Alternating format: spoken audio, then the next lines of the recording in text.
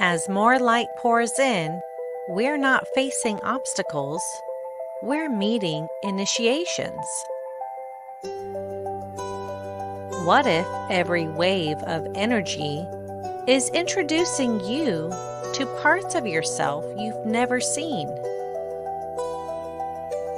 Can you allow what once felt foreign to become your next becoming? This is restoration, holding steady while the unknown transforms into embodied harmony. If you're feeling this shift, you're not alone. We're anchoring the light codes together. Welcome to Anchoring the Light Codes, Healing, Coherence, and Planetary Restoration.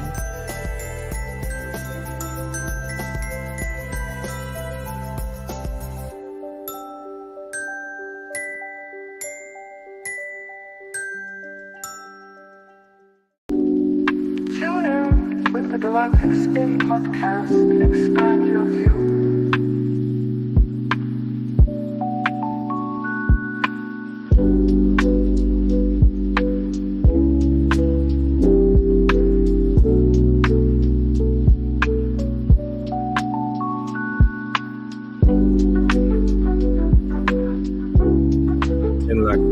And greetings, one and all. Welcome to the Galactic Spin Podcast. My name is Mikuak Rai. Honored to be your host. My kin number is 126. Joined by my brother Rubén Llinás, kin 113. Brother Rubén, how you feeling, man? In Lakesh, brother Makua, and greetings to everyone tuning in to this new episode of the Galactic Spin.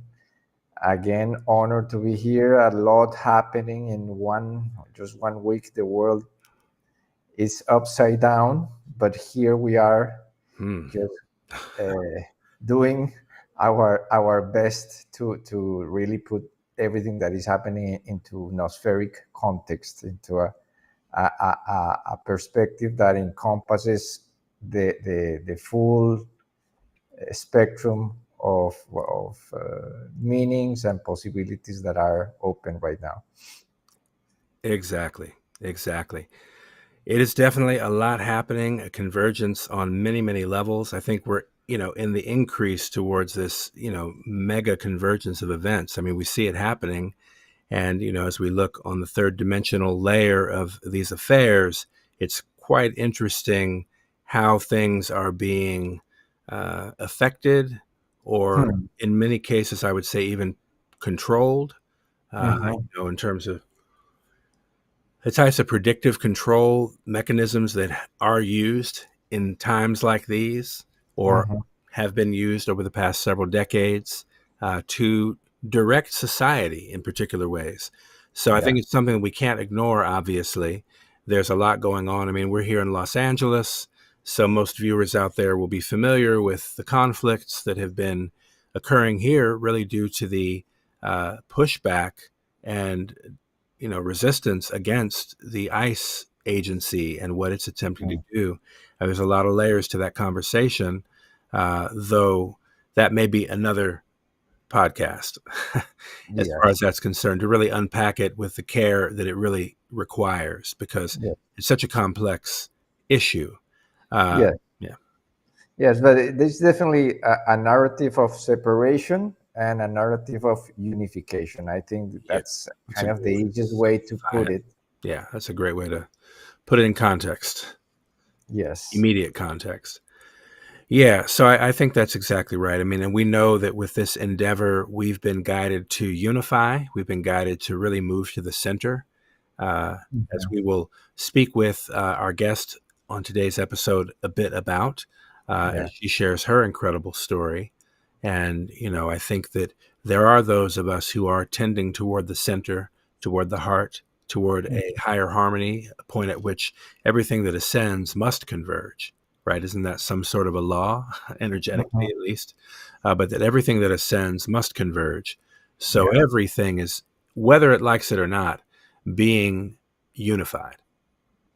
Absolutely. Essentially, and I heard it described earlier today that just the effect of what's happening is as everything is collapsing in the center, as it were, when you're in harmony, you're going to, have a different kind of experience. In other words, when you're in harmony or in the disposition of receptivity and coming from the head to the heart and really being deliberate about that as much as we can. Obviously, while we always get swayed by all the things that require our attention, just like our guest last week talked about the pause. So that just continues to recur. The themes that we've been hearing, I think, are indicators or just jewels for us to regard and really treasure something as sacred as pausing. Yes. And how beautiful and how effective that can be as we do navigate this very dynamic time and experience. So, yeah. Well, with that said, let's jump into the Earth's Pulse. And thank you to everybody for tuning in. And before I do that, let me just give a quick shout out to Michelle Esta, who, as always, really blesses us with that amazing opening transmission video. The visuals are incredible. And I just felt so much of the energy and essence of what's coming in today as we are anchoring these light codes, as we're talking about, really what that means and how that represents. And also to Delia Sky for those amazing synchronotron tones. And I don't know if you all heard, but how they blend so perfectly in today's mix. I mean, it's just really beautiful. Time is art. So we give thanks for all the contributions of our fellow time trackers, time travelers out there. And big shout out to everybody who's tapped in with the live chat.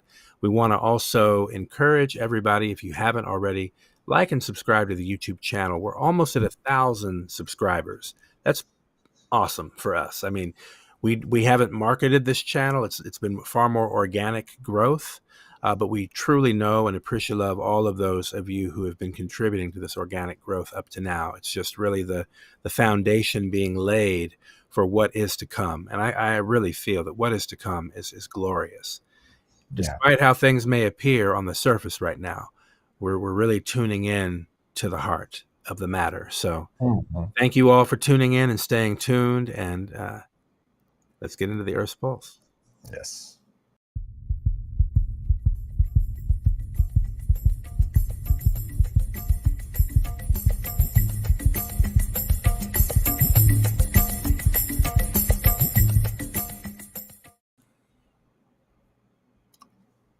And indeed, what we were at the beginning of the show speaking about is that, well, the world is at times, it looks like spinning out of control. And of course, for all of us who are exposed to the social media environment, can be very toxic at times to be exposed to all the versions of reality that are flying around.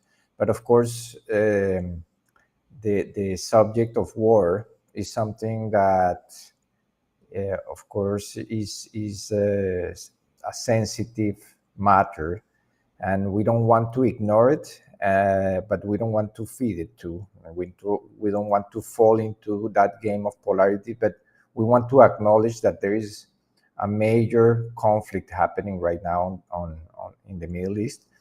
We pray for all the people who have been suffering because of this, because it's unnecessary suffering. But we want to acknowledge that all of this is happening. It started on the first attacks of Israel to Iran took place on the 12th of June, which in the Gregorian calendar, which happens to be the midpoint, the day 14 of this moon of cooperation. So that's how we start to see the two narratives that I was speaking about, the separation and the cooperation, the unification. And on the Tzolk'in count, this was Kin 80, the yellow lunar sun, which happens to be the polarity of this wave spell, the tone of challenge. And on the next section, I think we can go deeper into this. But on the cosmic level of things, on the cosmic perspective, well, we had yesterday a solar event, an M8.3 class solar flare that is supposed to arrive in the next couple of days. But we thought it was interesting that yesterday was precisely Kin 83, and this solar flare was of an intensity of 8.3. So we see how there is a language of numbers that is speaking to us. Yesterday was also the 73rd anniversary of the discovery of the tomb of Pakal Bhutan, this archaeological discovery that triggered a new interest on Mayan culture. And also it really is a prophecy, which is the prophecy of the Telectonon. And we have been speaking about this during this entire 38 episodes. And it is the driving force, or the driving narrative that we are tracking here, is this prophetic perspective on what is unfolding on Earth. Everything that we see happening in the Middle East is, of course, part of a larger tapestry, part of a larger narrative that has been evolving and devolving during the last probably for the last 50, 60 years. So what we're seeing right now is just one more chapter of that narrative, and what we are trying to do here is just to see everything that is happening and perceive it through the nospheric lens, through the lens of the synchronic order, so that we can rise above that third dimensional layer of conflict and polarity and apparent chaos, and really see the what is behind the veil, what is really happening behind that veil of illusion that the third dimension appears to be.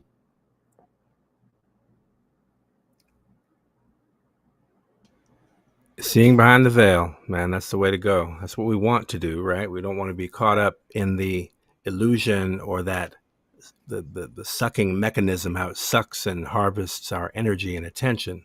We want to see through it clearly for what's happening. And that's the effect of the sun, right? To illumine the situation.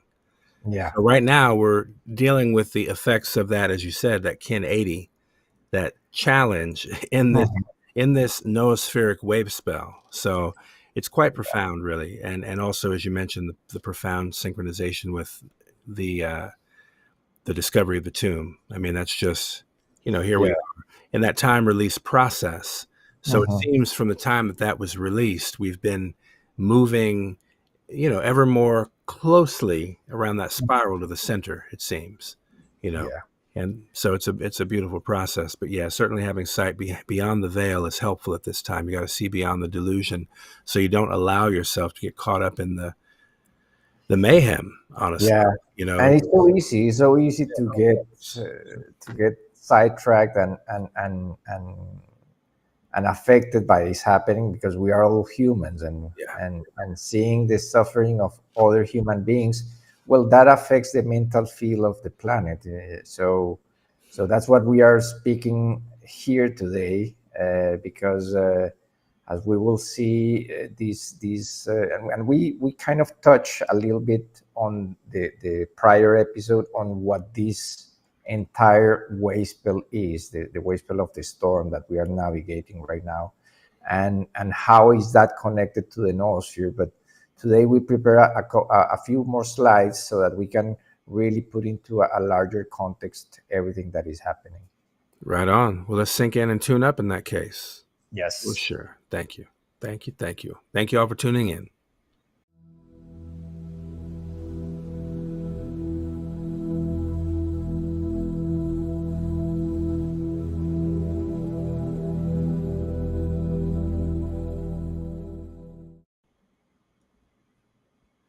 Indeed, as we are navigating this blue rhythmic storm year, man, it is really, the charge has been building and building and building.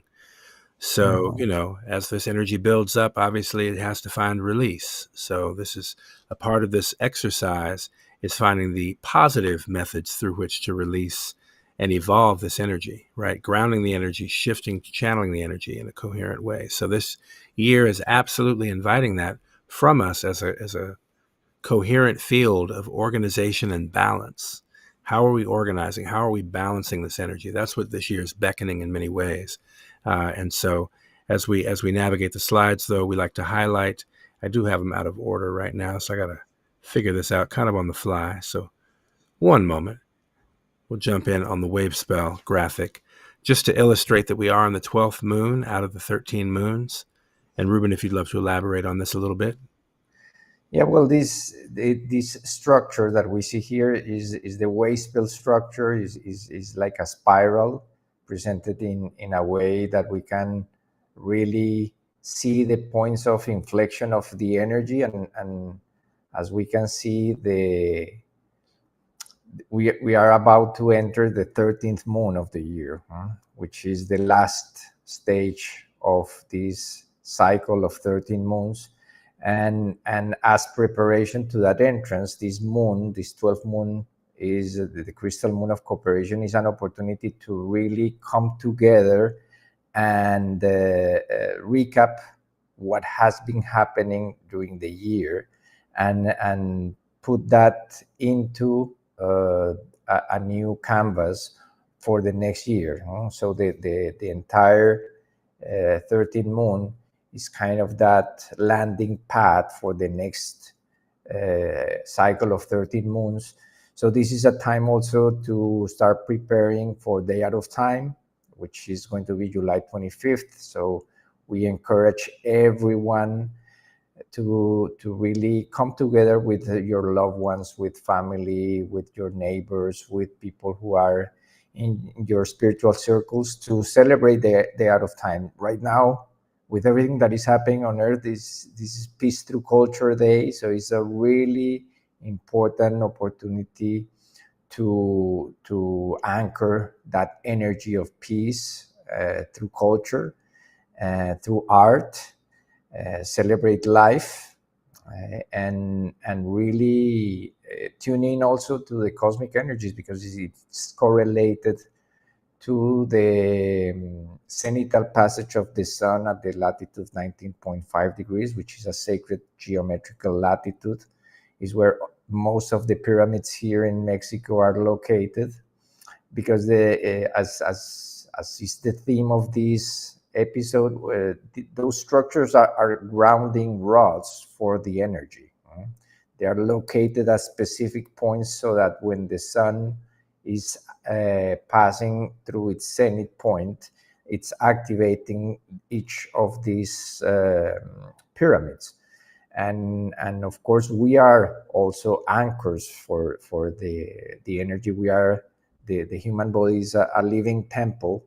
So every time that we go to a sacred site, or into nature, or to a volcano, and we go during those windows of time in which the energies align, well, we get activated, and we get also an opportunity to experience communion with something bigger than us, something bigger than even the dramas that are unfolding on the planet. So this is the perfect opportunity also to mention that this structure of the wave spell, well, is a fractal of any cycle of 13 units, and in this case, within the Tzolk'in cosmology, this cycle corresponds to the human wave spell of free will. So that means that this entire year we have had the opportunity to experience our humanity, to really tune into what is our role here, what are we intending, and how can we influence through wisdom the process, the evolutionary process on Earth. So this is also the the energy of this entire moon is coded by the blue crystal moon, King 103, as we see on the graphic. So it's this entire moon is an invitation for cooperation to dedicate and universalize the abundance that is always. Mother Earth has abundance of food, energy, resources for everyone, and it is our role as humans to really find the best ways to cooperate to bring that abundance into manifestations. We are actually celebrating that this is the year of cooperatives. So if you want to touch a little bit more about that, because we really want to anchor this energy of cooperation during this time. Absolutely. And thank you for mentioning that. Shout out to King Etsnab El Rey, also in the chat. I see him there. And he is the one, in fact, who has made me conscious to the fact that this year is indeed the year of international cooperatives. And it's been 13 years since the last observance by the UN of that fact. 2012 was the previous year of international cooperatives. So it's no coincidence that we're seeing that now anchored here at the cycle 13. I think it's very interesting. I was reflecting on this as well, that people at that level, at the international level, there are many people around the world aware of the natural time calendar, the synchronometer. People all over the world are using it, mostly privately, actually.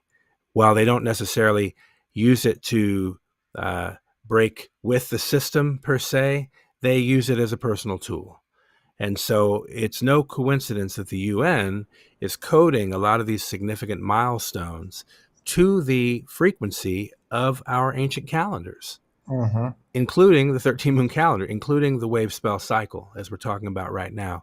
So it so happens that this year is the International Year of Cooperatives. It also happens that July 5, which coincides with the Kin 103, which, speaking of abundance, that is the blue crystal night signature. And that July 5 date is observed by the UN this year as the day of co-ops. It's called International Co-op Day, basically.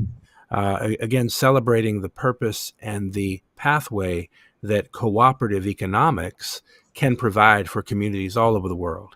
And while people are deliberating over the race to the bottom in terms of modern day capitalism, then we don't want to miss the fact that there are other systems of cooperative economics that do exist and that are thriving because they're growing. And that's also part of this initiative of tapping in with the year of cooperatives. It's a part of riding this wave, this distinct wave, because again, they're matching the wave of the cycles observed by the ancients. So they're already matching to our waves, frankly. We're the ones aware of the waves in that regard. When I say ours, I really am speaking to the indigenous people in that case. Meaning, and let's be very clear, everybody's indigenous to Earth. So if you tap in with where your indigeneity hails from in terms of your geographical point of origin, it's important to know those things so that you can derive the benefit of that lineage communicating through you. So this year of cooperatives is very special because it's also coupled with the emergent and continuing growing field of the indigenous around the world. When we reflect back 15 years ago, there was something called the UN DRIP, the Declaration on the Rights of Indigenous Peoples, that was established as a permanent recognition. Like that led to the Permanent Forum, etc. So those markers are very significant to what wave we're now witnessing in this moon of cooperation, no less. In the year of cooperation, cooperatives internationally, we're in the moon of cooperation. And we know that this field or this cosmology that we navigate does evolve in that way. Like when you really tap in the cycles of magnetic through cosmic, it's a creative process. So it's really a beautiful thing, as you were mentioning, the fractal nature, just seeing these other aspects on the international layer, applying some of these codes in that way, because it is a level of recognition. You know what I mean? And so I'll just mention this, in fact, and we'll share more information with folks that want to learn more. But we invite you to visit a new website that we're part of a cooperative, an international cooperative, that is inviting people to actually become members of this member-owned, member-owner cooperative and learn about how this new method, this new approach actually functions, how it is positioned in the world, and how it functions. And we mentioned this in the beginning of our white paper as well, which was a very interesting synchronicity, because we in the year of cooperatives, here we are now with this amazing opportunity to cooperate with King Etznab and the Indigenous Water Bank. And so we encourage people to check that out. Go to theharmonicfactor.com if you haven't already and download the white paper, because that just, the preface to that is literally the preface. It's the face before there was a face. And that literally positions the entire observance of the Git, anchoring it in the root of the mother culture. So-called Olmec, also known as Shiklan, known as Nubun, known by various names, okay? But it's important that we venerate and acknowledge the root. And when we do that, we know all things run in cycles. You know, the first shall be last, the last shall be first, that kind of thing. So here we are again. And we're at a time now where the cooperatives are rising. Let's not miss this movement, y'all. So thank you for asking me. I'm very passionate about it because I absolutely see how it applies to what we're collectively navigating.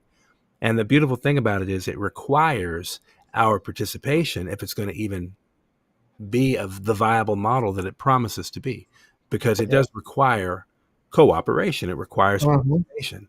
And it means you really have the direct hand in the trajectory and the destiny for not only yourself, but for generations to come. This is big work, ancestral work we're dealing with here. So for those who want to learn more, this tracks with the theme established in 2012 that international co-ops or international cooperatives build a better world. And so we're bringing that energy forward 13 years later, right in sync, right in time, right in alignment with the golden intersection. And we have put out the website, buildabetterworld.iwb.coop. And big shout out to Michelle. She had a lot to do with that website getting published yesterday. We've just been moving in the momentum of what is being called of us, by the universe, honestly, by the ancestors, to just show up and to be present, And so, thank you for that. And again, we're wrapping this moon here after another heptad. So we want to definitely amplify the importance of international cooperatives or cooperation, but particularly with this framework in mind, because it's nothing like it. Yes, absolutely. And if we go to the next slide, we can see how these we are navigating right now the third week, the blue week. So we have a blue year, blue rhythmic storm year. There's the blue crystal night moon, and we are in the blue heptad of that moon. That means that the blue is always associated with transformation. The three colors that we see here is the red initiates, the white refines, the blue transforms, and the yellow ripens. And we are certainly feeling the transformation happening all in society, technology, especially this week with everything that is happening on Earth, on a geopolitical arena. That transformation is taking place at an accelerated pace. So these blue week is also nested within a 13-day cycle of the blue storm. So this is the last cycle of the storm of this storm year. So we have let's say a storm within a storm right now, and it's our responsibility to really be anchors for all the energy that is swirling, and to be that eye of the storm, and to be really centered and focused that we are able to self-generate, which is the energy of the storm, self-generate our own resources.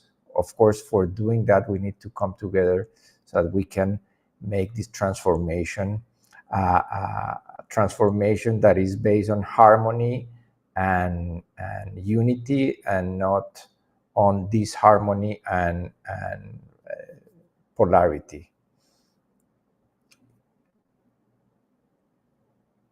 And this entire wave spell of the storm is the third cycle of this second cycle of 52 days of the Tzolk'in, the White Castle.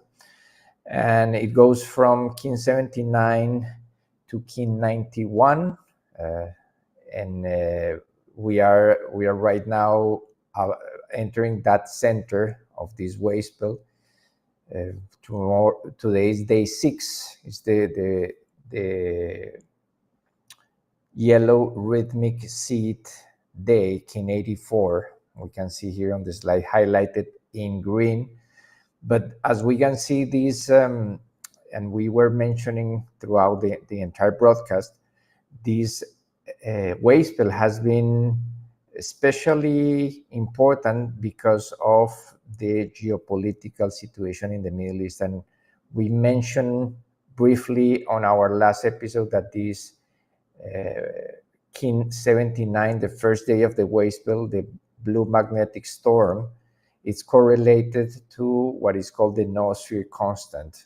So we already explained the mathematical aspects behind that constant, because it's a mathematical expression of the noosphere.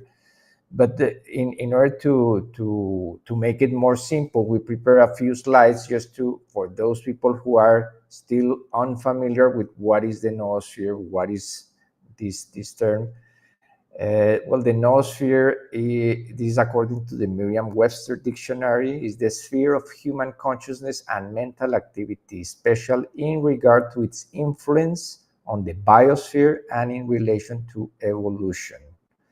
So we can certainly feel how that conflict that broke out on day 2 of this entire wave spell is really reverberating around that mental sphere.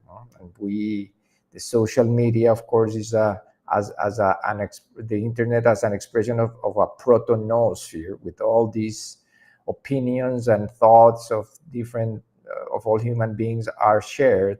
Well, it's charged right now, and that charge can create even more disruption and chaos, or we can ground it consciously to not be swirled into the energy of chaos and conflict.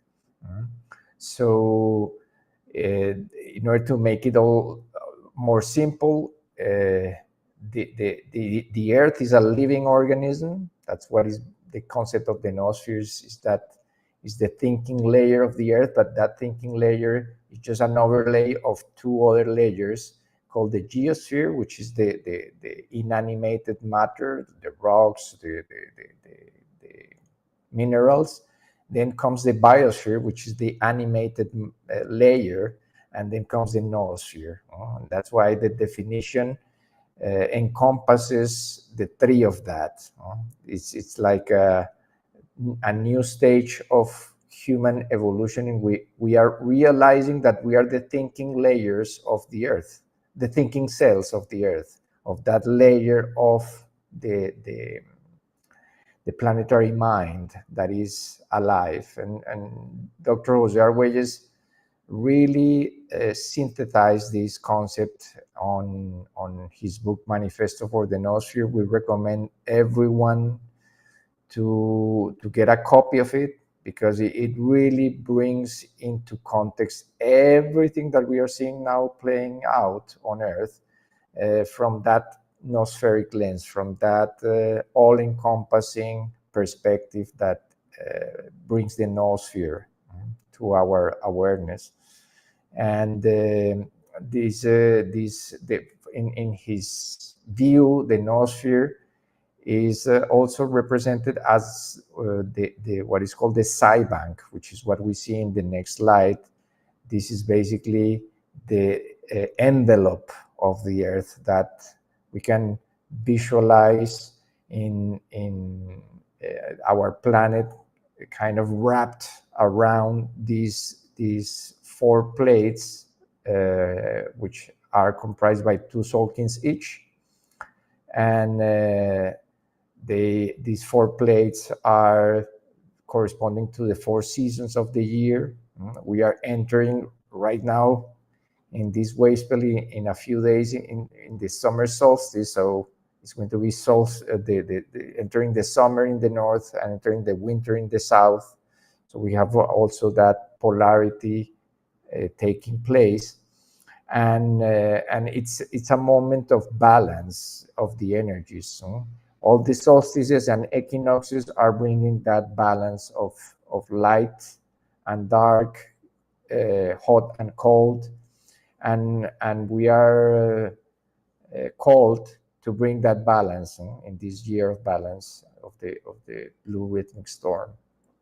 If you want to add anything to what I have said, please feel free to jump in. Oh no, it's a great summary. I'm enjoying it actually, and you do wonderfully. So yeah, and we prepare also this the mantra that Dr. Jose Arguelles proposed, and there we go. Actually, I think it's a phrase of Chief Joseph, a Native American chief. It's I am one with the earth and myself are one mind. I think that's so important to keep present right now. Yes. When we get our thoughts trapped, getting sucked into the polarity and into the conflict, just to remember that every thought counts, and we are those thinking layers, those thinking cells of the thinking layer of the earth. Wow. So it's so important to remember that unity, and that we are in the same way that when we on our personal sphere have any situation that brings conflict, to go back to center, to take a pause, breathe, and remember that our thoughts can influence reality in ways that we are not aware of yet. We're just starting to learn how important is to keep our minds and our vessels clear from all these other signals that are looking for swaying us into polarity. Absolutely. And for people tuning in, you can find the link to the Circumpolar Rainbow Bridge meditation in the show notes as well. And I see King Etznab dropped Zeta 9 in the chat, and that's a profound topic, because it does relate to that expanded consciousness that is actually influencing the shift of the Earth right now. And that's another planetary orientation that these signals are being beamed from. But the purpose is to actually help evolve this entire plane. As part of the purpose. So Zeta 9, I invite people to tune into that. And actually, I have a little surprise for you and for the listeners here in a moment. This might be the time to drop it before we go to the interview with our guest while we're talking about it. And as I mentioned, King Etznab is in the chat. He's also a profound orator and hip-hop artist who goes by the name King El Ray. And he has crafted a most beautiful anthem, a hip-hop anthem for the golden intersection of timelines, for the International Year of Cooperatives, just tying it all together. And I'm just really inspired, actually, in this moment, just to be able to play the track. I think, let me find a wonderful image to hold on the screen. I guess what we have, we'll just keep this, because this is perfect. I am one with the earth and myself are one mind. And that is the manifesto for the noosphere. That literally is the manifesto itself.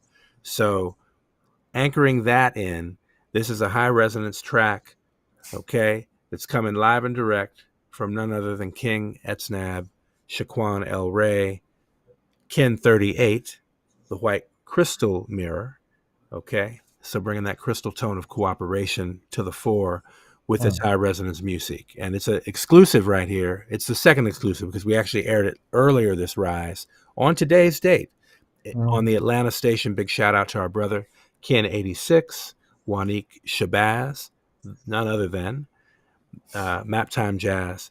And King Etsnab and I had the honor of being on there in the early hours of the first watch today to bring in this energy, because we're the ones to do it. All of us. When I say we, I mean all those tuning in, all those really going within at this time. It's good time to be alive and together on the planet. So without further ado, I'm going to go ahead and drop in this track, but let me quickly make sure I'm not bringing up a scene on here that we don't intend.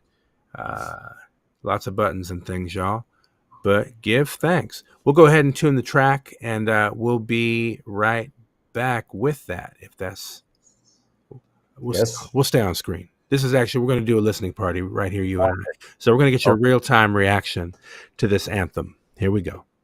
Wonderful. From the gates of heaven. Yeah, call it the soundtrack.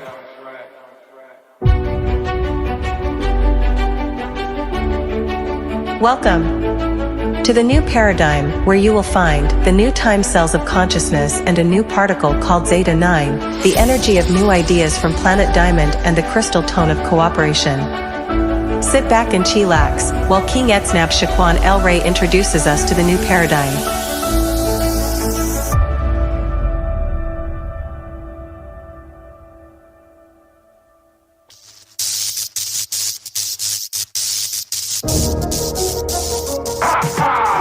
Build a better world. .iwb.coop. UN Trip.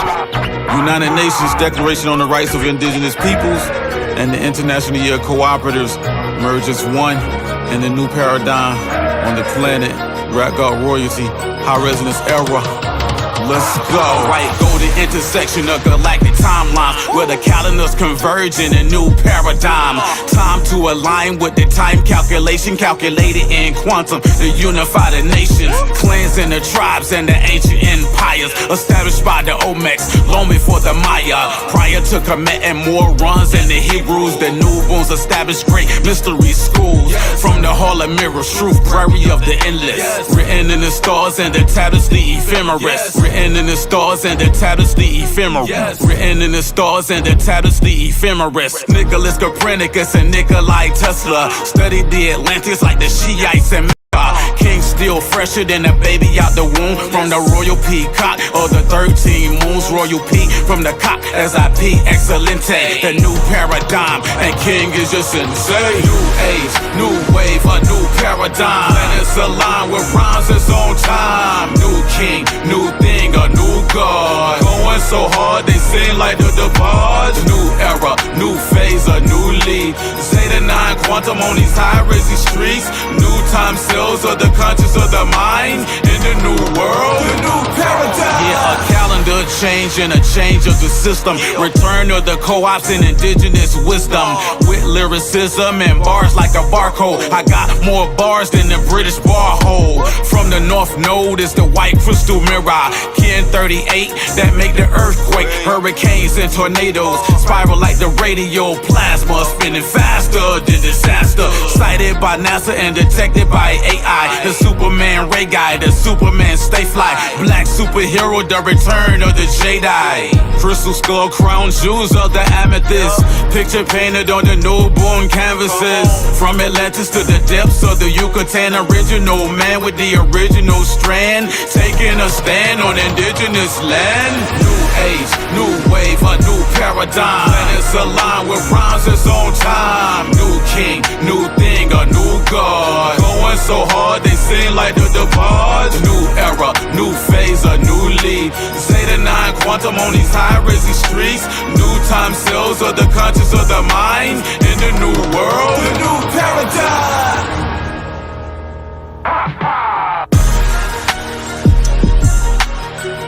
Call it the paradigm shift. Where I beat you to death on the mic like 3 cops. Call it the paradigm shift. So get your bars up, boy, like a bench press. Call it the paradigm shift. Like a Calvoton to elect a nun. Call it the paradigm shift. And to the university of the universe.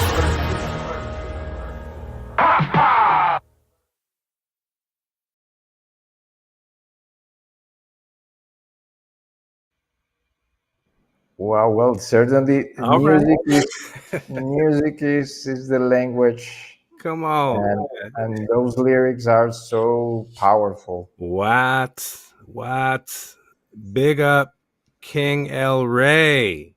Y'all go ahead. Big up.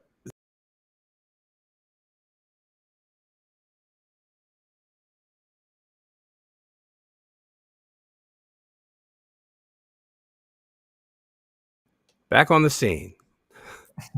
Shouting out everybody, though, in the chat. Big up to King El Rey on that hot plate. Hot track. Fresh for this year. Fresh for the now. Come on now. Y'all, come on. That new paradigm. So we're going to find ways. I know it's on his N1M, N1. I don't even know that. Maybe he can put the link in the chat for folks that want to follow up and hear the song again. I definitely encourage you to follow him as an artist. He's got catalogs of hot plates. Catalogs. I'm telling you. And he just did this one custom for this moment. You see what I'm saying? Wow. He went in the studio the other day and just cook it up, come out with that magic. So we give great thanks to the acknowledgement, the collaboration, the cooperation, the unity. We want to demonstrate what is required right now for us all to make this shift in a good way. Better than good, actually. Because when we do it together, I mean, come on, it can't get more better. Yes. And when you do it together, all right. Yeah, and I mean, that's true. Yeah, there's major legends leaving the planet even now, and others who've preceded this. But those of us right here, we got legends right here in the chat, man. So it's amazing. So we give thanks for that. It's amazing. And, with that, we want to go ahead and shift into the segment for tonight, which is perfect and on time. We're so honored that we have the guests that we had. It's just going to be a beautiful conversation. And I think without further ado, we'll just continue into the Time is Art. Wonderful.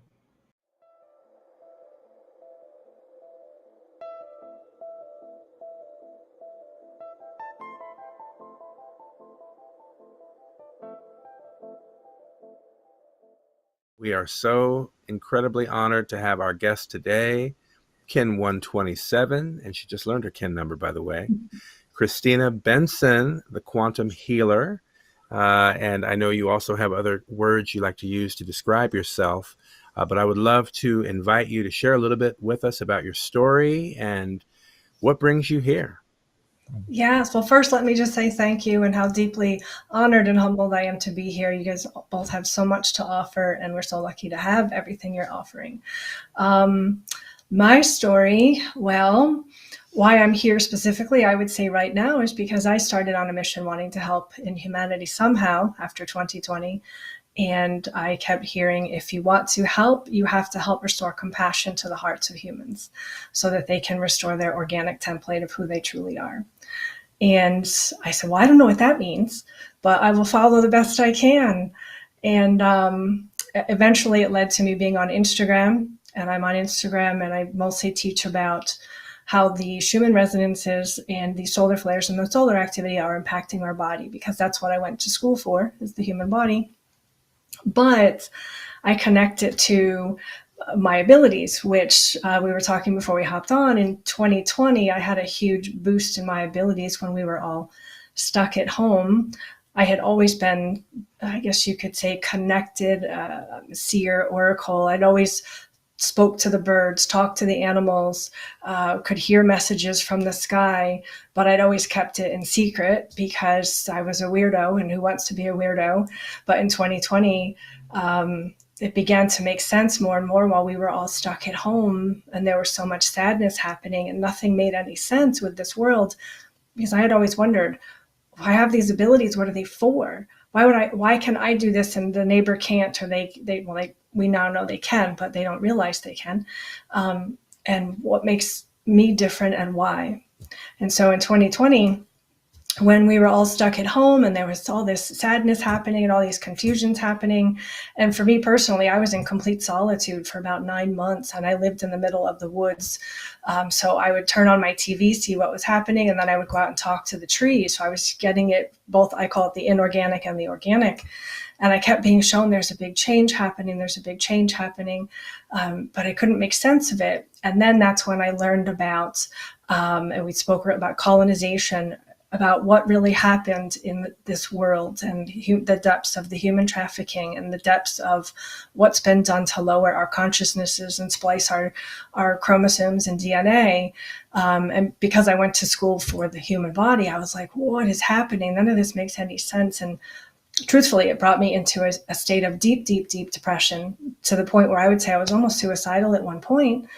And I was just so sad, and I was angry at God, and I was angry at divine, or whatever words anybody likes to call, no disrespect. But I was just angry, and I was like, how can you let this happen? And then that's when all of this information just started piling in, these remembrances. And I was able to see how sometimes, and especially then, I was able to see directly into the matrix. So I could be looking at a wall, but it's like I can see the atoms in the wall. And everything just became, it was interesting because it was simultaneously clarifying, and then everything was more blurry. So while I was at home and I was so clearly connected and could understand the real reality that we're in, I'd go to the grocery store and it was really hard to buy my groceries. So yeah, that led to my abilities deepening. And then that was what led to me saying, well, what am I supposed to do if I'm here to do something, and I'm able to see the things I can see and understand things to the depths I can understand them, then what am I supposed to do? And that's when I heard help restore compassion to the hearts of humanity by helping them heal themselves, because the human body, the human vessel, carries so much trauma in it. And I'm sure everyone here is aware of how sex trauma, human trafficking specifically, is one of the, I call it's weaponized. It's been weaponized to lower the psyche of humanity and keep them trapped in worthlessness cycles through affecting the sacral chakra, the energetic womb centers.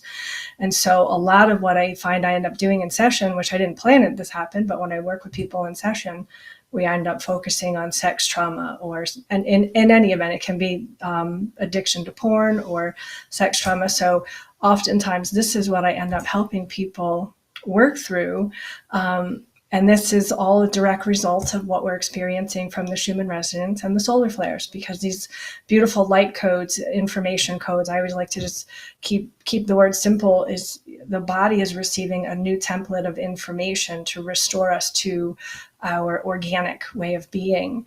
And as that happens, everything that's been stored in the vessel, in the cellular structure, in the fascial system, from the tens of thousands of years of trauma, sex trauma, colonization, all of it is coming up to the surface to be felt. And so that's what that's what I went through as well back in 2020. I went through a crash course of having to figure it out myself.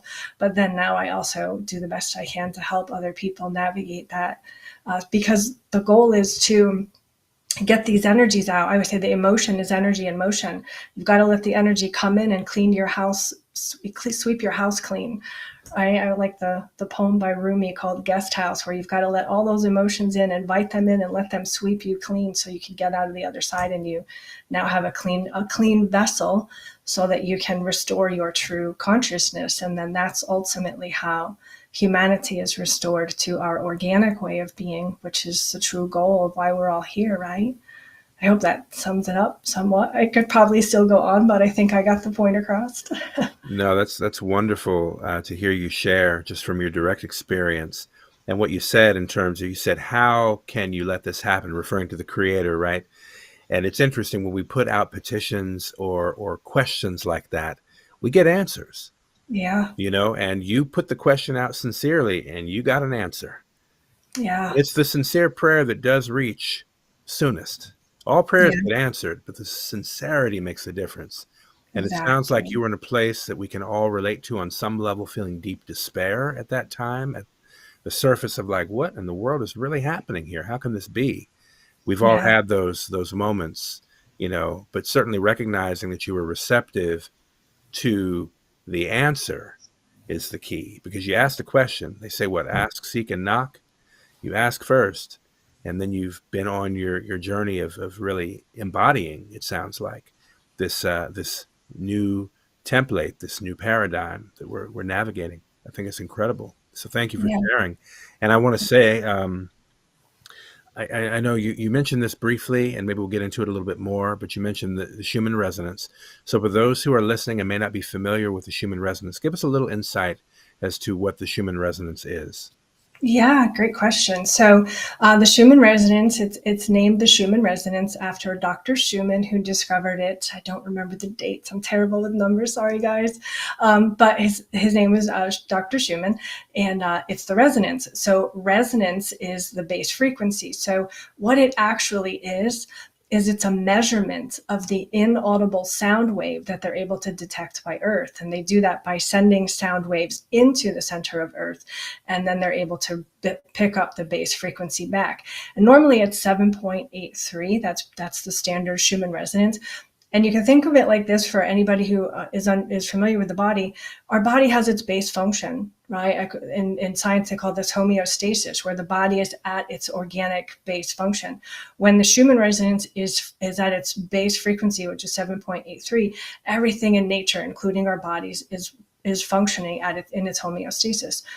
But Schumann resonance right now is going through, because it's also Mother Gaia's heartbeat. So that's the science. Then the spiritual side, it's Mother Gaia's heartbeat.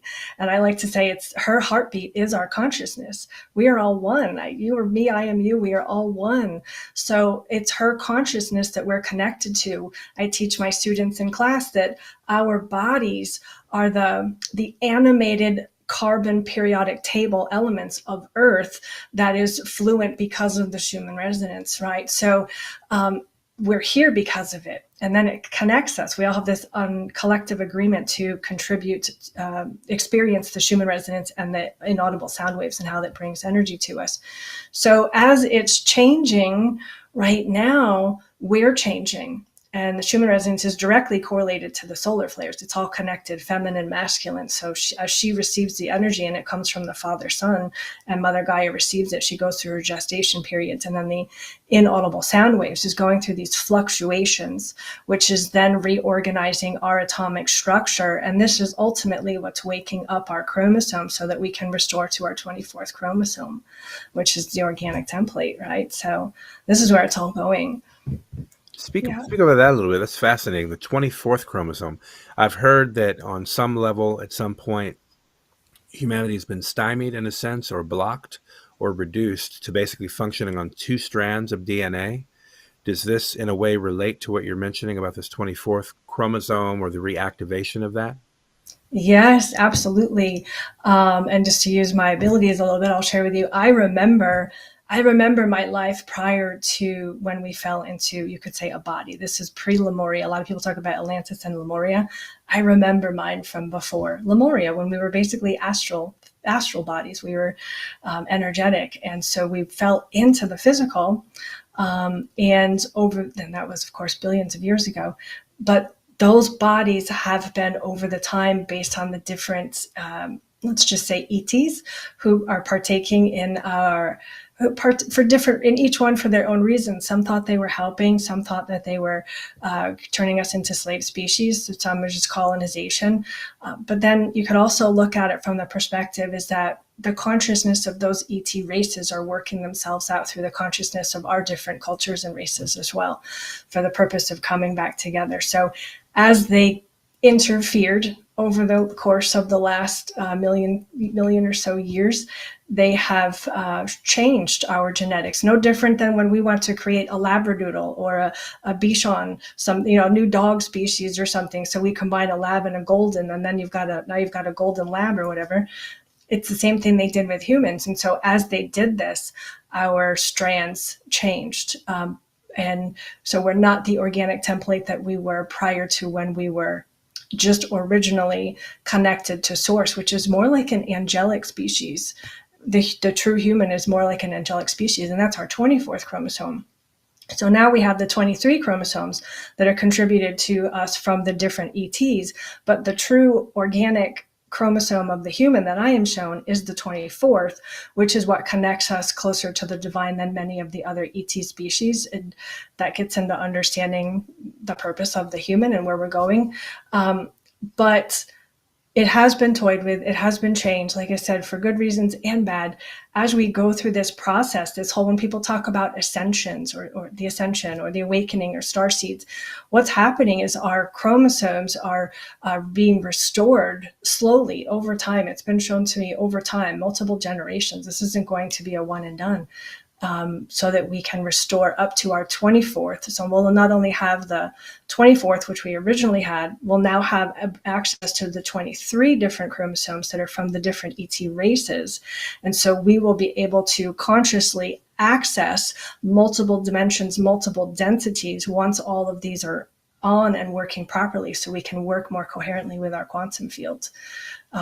So yes, did I answer the question? I can get a little sidebar sometimes. No. That was exactly right. I mean, I feel what you're saying, and I appreciate your interpretation of that. I mean, it seems like maybe the purpose of the human then is to be the unifying factor for all of these other influences that are trying to find their way home. It seems to me all of us come from source, no matter what ET species we may be or otherwise. All the diversity and range all stems from one. Yeah. So if they're looking at us as like, okay, this is a chance, let's go ahead and splice up some human DNA and create a pathway to weave our own in there. So at some point in this elongated timeline, we can return to source. I don't know. That's just as I'm hearing in the moment as well, sort of how you described it. That's kind of what little animation that played in my mind. Like, oh, wow, they're all feel like we're in a fishbowl here looking out, but they're all observing this fishbowl. Like, what are the humans going to do with all that we've given them, rooting us on in many cases, like hoping we get to the goal of again, higher compassion. Like we have to hold that obviously in terms of transmuting or evolving our species so that they can get a ride. Exactly. That's how it's been shown to me. So, and source is behind all of it. Like you said, source is in every consciousness, in every species, all of it. But each one has its own different ability to connect with certain things. And then each ET race, as it's been shown to me, would obviously be made from the periodic table of the planetary system that they come from. So here on Earth, we're also a Garden of Eden, in a sense, for multiple let's just say flowers, waters, beings, whatever you want to call it. So it's a bigger opportunity to blend more elements together. And then since we're able to do that, and when we access our original 24th, combined with all of those, what's been shown to me, and this will sound a little bit super freaky deaky for some people, but I think it's just a fun way to look at it. And this is in like 4,000 years or so, how it's been shown to me. When the true human template reaches the place where it's always been destined to go, all of the races will be combined to one. All of the cultures, there'll be one superhuman. And I just want to offer too, because this has been shown to me so clearly. I'm fascinated by blood types. I was always fascinated by blood and blood types, not in a weird way. But I found it interesting how different cultures, different beings are driven by different ways of thinking. And so this brought me to blood type years ago when I was working in corrective exercise and blood type nutrition, and how it creates different personalities. And it's been shown to me by spirit that if you were to go back a couple hundred years ago, we had over 100 blood types, and then we had more than that. So we've been whittling down to one. Now we have 4 that we know of, but I'm shown that there's, at this time on the planet, I'm shown that there's 16 or 17, but they're in layered dimensions that we're not able to access, right? So they're in a different type of a density because of their ability to access a different quantum field. So, but we're whittling down. The whole goal of this whole beautiful experiment of Earth, how it's been shown to me by source, is that all of the human races will be coming down to one. All of the blood types will be coming down to one. And I think this is really evident when we see, have you ever noticed some of the most beautiful and talented people are they're multiracial in many ways, right? And that's the whole goal of this, is that all of the races will whittle down into one. And then that superhuman race will be able to consciously access their emotions, which is the energy and motion that helps them to access and then go into different dimensional awarenesses. But like you said, have the compassion, because the human species, it does have an ability, unlike some ET races, to have a deeper state of compassion. And so they're learning that to some degree through us. Not all of them, because they're the higher ones that are evolved, but they're learning that to some degree through us. And we're learning how to use our emotions, our energy in motion, to access the quantum field and basically reach a place of combination of stoicism and emotional capability so that we can use it to work within the quantum field rather than get caught up in our emotions. But that's why we have to purge so much trauma at this time frame. Yeah. But yeah, there'll be one superhuman who will be like, if you ever see the movie Green Hornet or Captain Marvel, those goofy movies without the superhuman. So I'm not trying to be a weirdo, but that's how it's been shown to me. There will be a human race that will be able to move in and out of the We won't need spaceships. We won't need a lot of the tech that a lot of these ET races, because our consciousness will be able to mitigate and do all of that, right? Kind of like the Merkaba or something like that. But that's the goal of the human, to reach that level and to be able to, in a way, how it's been shown to me, I don't want to use the word govern, but that's the only word I have in our limited language, somehow help mitigate issues within the multi-galaxies.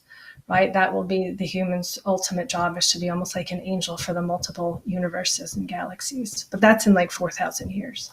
Yeah, that was going to lead to my next question. What's the timeline for what you're being shown? Several thousand years. That's good to know. But I guess I think it gives us context for what we're actually moving through now collectively. You know, whether you're tapped in and leaning into your compassion more than not, we're all obviously being affected and just affected, impacted by what we see happening on the 3D. And that's obviously one of the points of our podcast, is to provide a fourth dimensional lens onto these 3D human affairs. So I'd like to ask you, in that sense, with what we see happening in the world, and understanding that the sun is having its way, it's going through a solar maximum phase.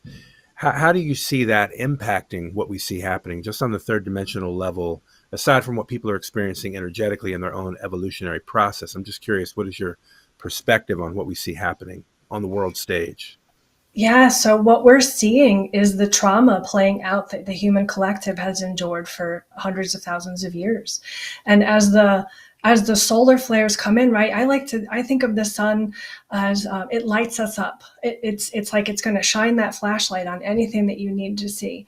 And the one thing that human beings are good at, and it's a sad thing, but it's something they've become really good at, is we're good at hiding our emotions. We're good at saying, yeah, that was really terrible and that really sucked, or my childhood was really awful and I was abused in so many ways, but I'm going to go get a 9-to-5 job and everything's going to be great.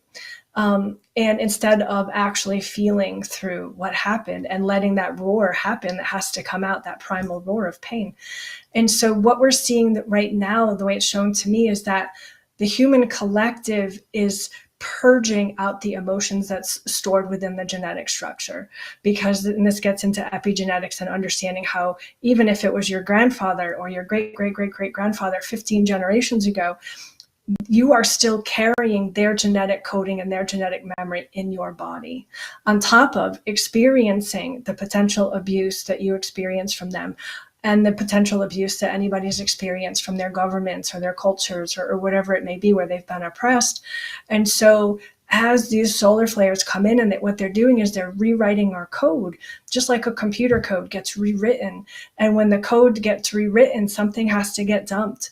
And what's getting dumped and what's getting brought to the surface is exactly what we have all been suppressing for, how long, right? Do we even know how long? To hundreds of thousands of years at this point. And so that's exactly what we're seeing happen. And then the way it's from a bigger perspective too, when you talk about the cultures and the wars, this gets into the understanding how our consciousness is connected to higher consciousnesses. And so that's working its way out through us as well, while we're working the physical trauma out of our bodies through it. Does that offer a deep insight?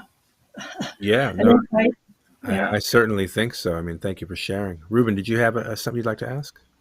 Yeah, well, thank you for everything you are sharing, and for those people who are new to this subject of cosmic energies and quantum healing.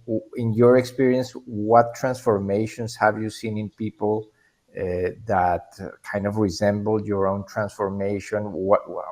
What is a way for people on a daily basis kind of to go through that own quantum healing? What can you offer them as an advice or as a way to really reconnect and heal that trauma? Yeah, thank you. That's a beautiful question. Well, to me, the word quantum means everything. I mean, we could get into the scientific meaning of it, it's infinite and all that, but I like to incorporate the word quantum for myself because it is everything all at once. Everything's always all at once. So from that perspective, if a person wants to work on themselves and come at it from how they can heal themselves, I always teach to take a step back. The first thing we can ever do in our life to help ourselves is to take a step back in our own mind and become our own observer. Instead of, if you're having a situation with a loved one or anything that's happening in the world, instead of looking at it as how they're triggering you or what they're doing to you or how they're hurting you, take a step back and look at it as, why is this triggering me? What is this teaching me about me? And coming at it from, and that's tuning into the quantum field, because the quantum field is the energetic field that's all around us. It's the morphogenetic field that holds the information. Some people call it the Akash, right? It's everything around us. So when you're able to take a step back in your own mind, and I like to say, become your own best friend, become your own mentor, and coach yourself as if you're helping that child that you saw lost on the playground, which could possibly be you. If you can do that for yourself, that's when you can have that shift. And then if you can maintain that when you're in the grocery store, when you're on hold on a telemarketing call and you want to yell at the person because they're driving you nuts, when you can instead take a step back and remember that, observing yourself and saying, why is this triggering me? Why is it triggering me that I have to be here in this present moment with this person rather than just getting mad at them? That is going to be that's the biggest shift anybody can make for themselves, is to become your own observer. And when you do that, as you, the observer, will become you, the guide. And that's when your higher mind, your higher consciousness can really begin to connect with you and walk you through and learning how to be your own best friend, learning how to be your own coach and guide. And I think that's really, if each person were to do that, that's when we could see a bigger shifts just on a small level, which macro to micro, it's all the same thing.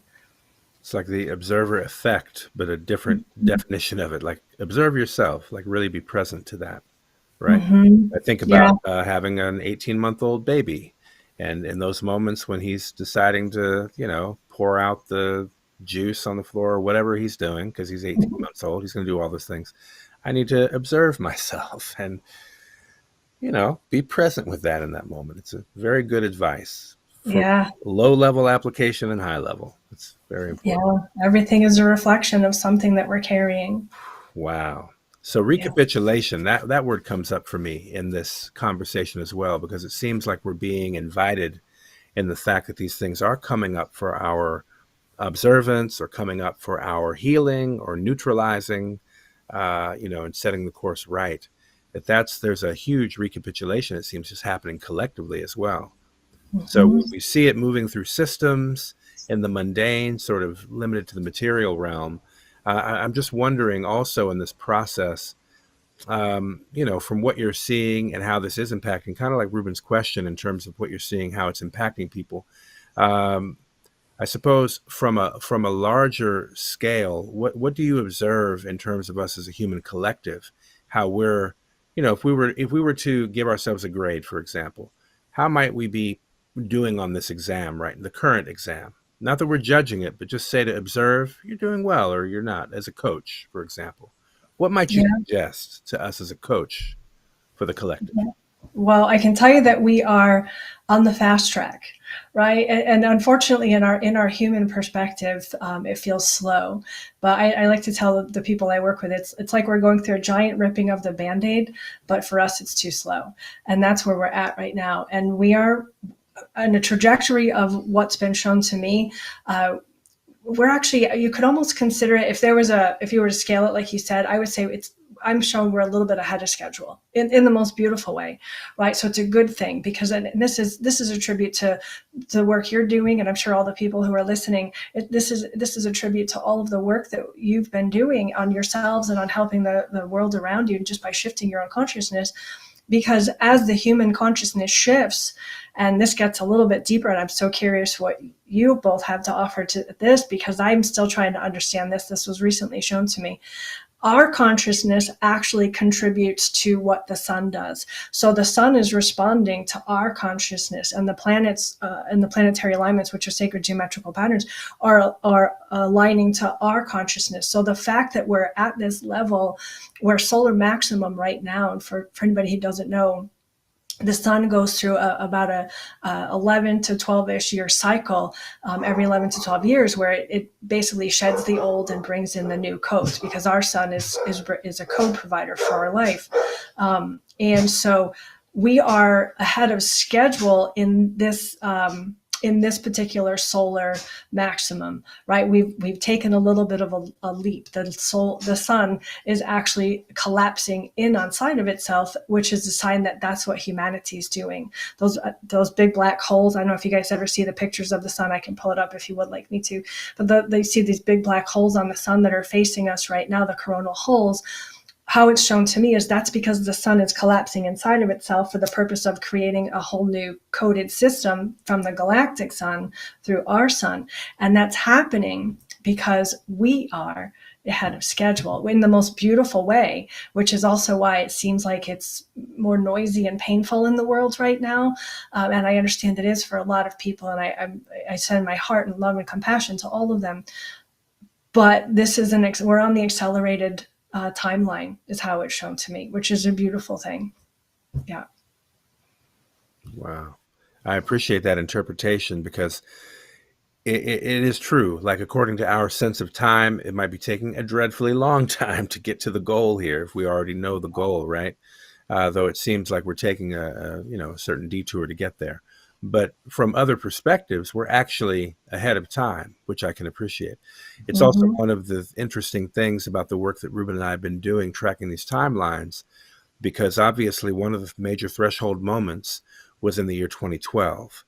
And by many accounts at that point in time, we had enough of a group or count of humans doing that type of inner work, transformative work, evolutionary work on themselves, that we were able to avert other types of calamity that had been in some ways prophesied by the seers in the past, because as a warning, perhaps a cautionary tale. That's what prophecies really are, right?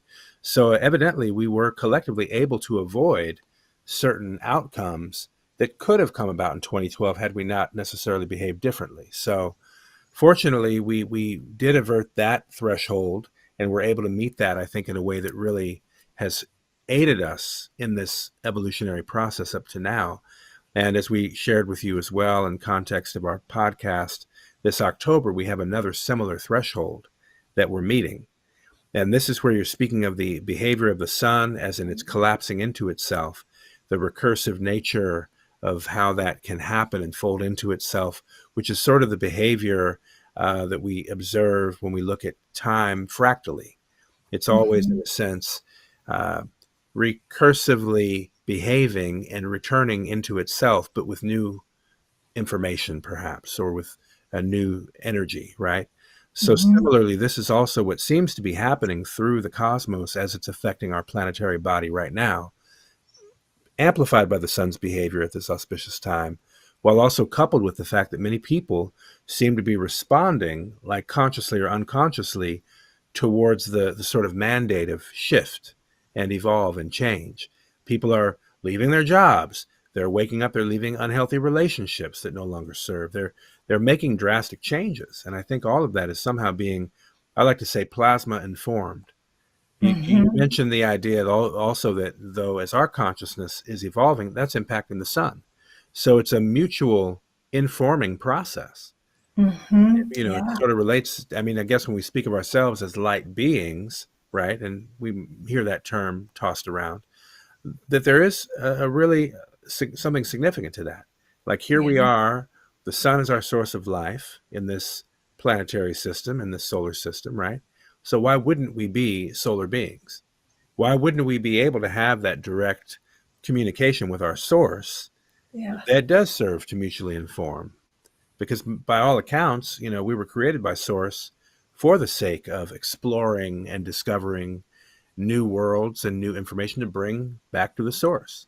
So Yeah. I'm sure there's got to be some two-way communication happening here. I know Jose Arguelles tapped into a lot of that in his book in the 1980s called The Mayan Factor. For people out there listening who want to get a real handle on some of the accelerated information that was occurring as a result of the supernova in 1987, that book came out in that same year, The Mayan Factor. Path Beyond Technology is the subtitle for that book.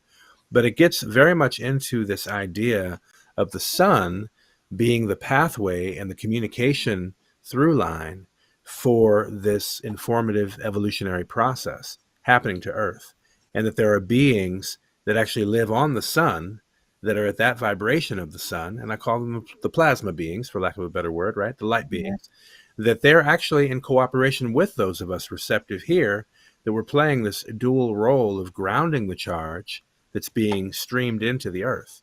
Because it does require those of us here to help anchor that charge and get those codes connected to the grounds, to the Earth, right? So maybe you could speak about your sense of that a little bit, and what it means to really, as humans, and as you refer to tuning in with Mother Gaia specifically, what is it that we humans want to be more mindful of as it relates to our relationship with nature and the natural world at this time?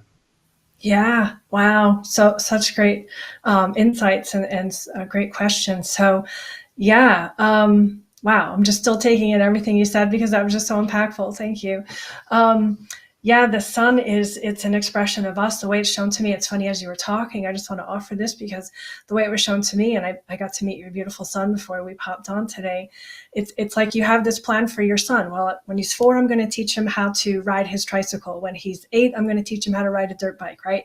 But what if at 3, he shows you that he's ready for the tricycle? Then you got to speed up. That's kind of like how it is with humanity. It's like we're showing God, hey, or creator, or whatever you want to call it, we're showing him like, hey, okay, we're ready for more, because so many of these beautiful light workers, light beings, star seeds, whatever anybody wants to call themselves, are down here doing the work. Are down here facing their biggest fears and letting go of those inorganic templates and embracing authenticity. And that's also where my Mother Gaia comes in as well, right? Just this morning, I was shown a vision by her because I'm seeing this in session right now. I'm experiencing this, and I'd be curious to know if either of you gentlemen are as well, that it seems like so many of us are at this crossroads, and for some it might seem huge. For some it might be kind of not seem huge, but it might seem emotionally significant.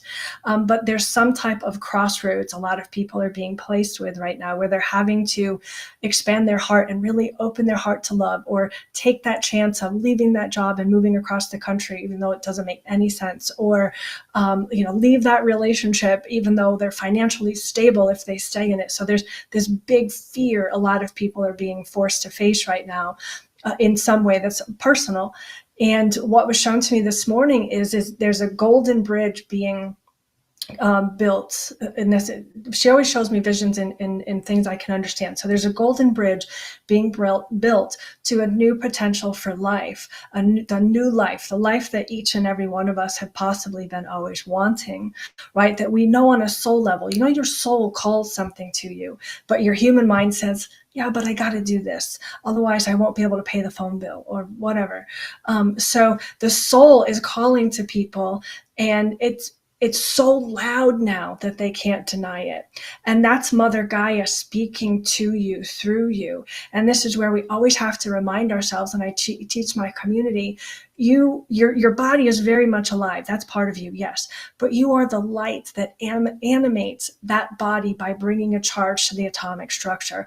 And when you can connect to that light and you can connect to that portion of yourself, that is when you begin to connect to and feel your soul. And for many people, that's when we get the knock on the door, and that's when the real healing work begins. But that's when you really begin to connect to your soul. And that's how you cross that golden bridge that I'm being shown. Because I'm being shown that for many people, there's a golden bridge being offered right now by Mother Gaia, where And she's very much alive. Her consciousness is the feminine consciousness around us. And then we have the father consciousness. Everything is male, female. This is how this world works. And not getting into all the politics of our systems and structures today, because that gets deeper. But when you talk about energy, everything is male and female. Something gives life, something receives it, and then creates it more. And it's just this continuation. So we're receiving the codes from our creator, from father, and then our mother is saying, hey, look, if you're willing to take that chance to leave that relationship, to go for that job, to do what you want to do, I'm building a bridge for you. It's gold, and you're going to get there, and it's going to be amazing. It might be a little uncomfortable sometimes, but you're going to get there. And for the people who are able to tune in and hear their soul, to connect to that light that's animating their body and not fall for the programs that are keeping them stuck in conditioned ways, they're going to cross that bridge right now. And that's what a lot of people are feeling. And if anybody out here is feeling, I just want to say, it's scary. I know it's scary. This is what I'm seeing in session. People are like, I am just scared out of my mind because I love him, or I love her, or I want to leave this relationship, or I want to start that job, or I want to start that nonprofit, or whatever it is. But it's right now, Mother Gaia keeps showing me that those of us who are willing to take the chance, if we're willing to step off of that cliff, there's going to be an energy that's going to rise and support us. We may not be able to see it, but there is going to be an air-like energy that will rise and support us as we continue to walk. And we're building it co-creatively, right? Just like we co-create how this ascension process is happening. A lot of people think it's happening to us. No, we're creating it. Those of you who are connected to galactic consciousnesses, we came here to bring in the codes so that we could restore the organic template of the human's ability to connect to the true quantum consciousness field. And that's exactly what we're experiencing now. And it's beautiful, but it's also scary as hell. But we're co-creating that with our son. And we're also now, and I think this is what you gentlemen are talking about, what you're seeing coming in October. If I'm wrong, please tell me, but I'm curious what you receive. Is we are at this precipice where this year, as we're bringing these codes in, and we're going to be grounding in this actual way of being. And then you're going to see more of, when people talk about the split, we're going to see people who are living in peace, who are living in a life where they're like, oh, there's a war happening. I didn't know that was happening. And that's because they crossed the bridge to their higher mind. And then there's going to be people stuck in that old template of being where they're still acting out the traumas. And I just want to offer that, those people deserve a lot of love and compassion too, because there's a lot of high angelic souls who are in that purposely because they are choosing to partake in healing that aspect of humanity, because there's an energy working its way out through those humans. Does that make sense? Did that answer the question? Absolutely. Absolutely. I'd love to ask Rubén if you have another question or comment you'd like to offer. Yeah, well, when we speak about connecting to Mother Earth and listening to what she's going through, and that we are cells of that body of her, how can people in cities that they don't have the opportunity sometimes to really even ground, to walk barefoot, and I don't know if some of the people that go to you for help and for assistance, how they handle that stress of having to leave the relationship and leave the job and leave the city life and embark into a new adventure, and take some time to really connect with the earth and listen to what she has to say to each one of us. So how can someone in a city connect to Mother Gaia? Yes.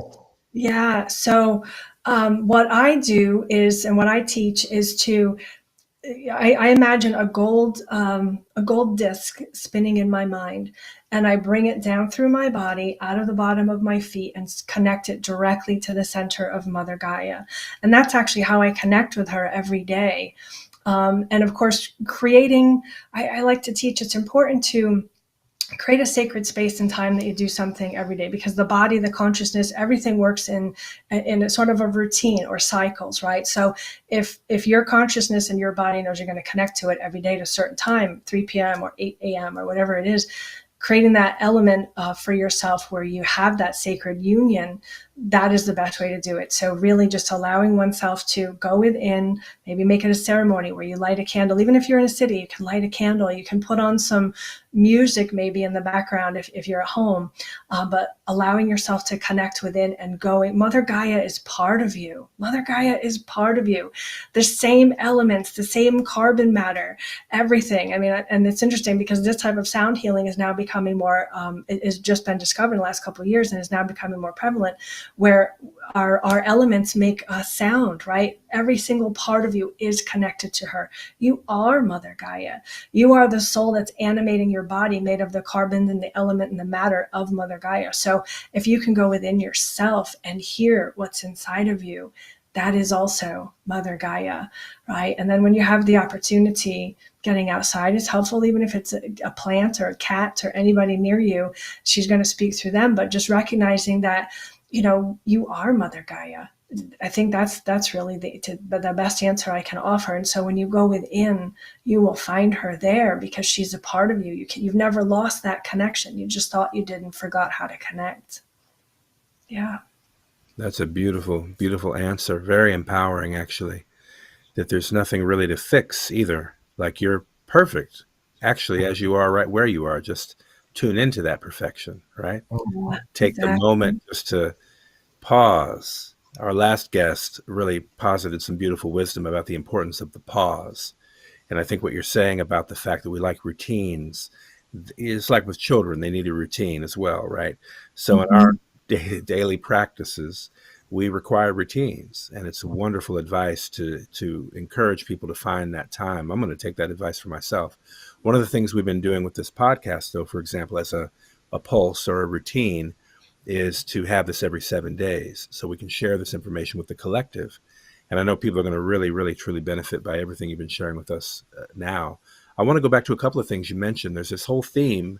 It seems since we started this podcast, there's a theme of gold. It continues to show up, whether it's us identifying the golden intersection of timelines, or you talking about the 24 chromosome being effectively activated, that 24 karat gold, or this golden bridge between where we are and what Mother Gaia is showing us towards this future that we have. And to your question about what we see with October as well, that's one of the things we've been shown. I mean, we've been shown it in a multiplicity of ways. Golden thread. There's all of this energy around gold showing up. And, gold is one of those elements in the periodic chart, right? AU, gold, which on some level, could be an abbreviation for authenticity. That's why we say gold, right?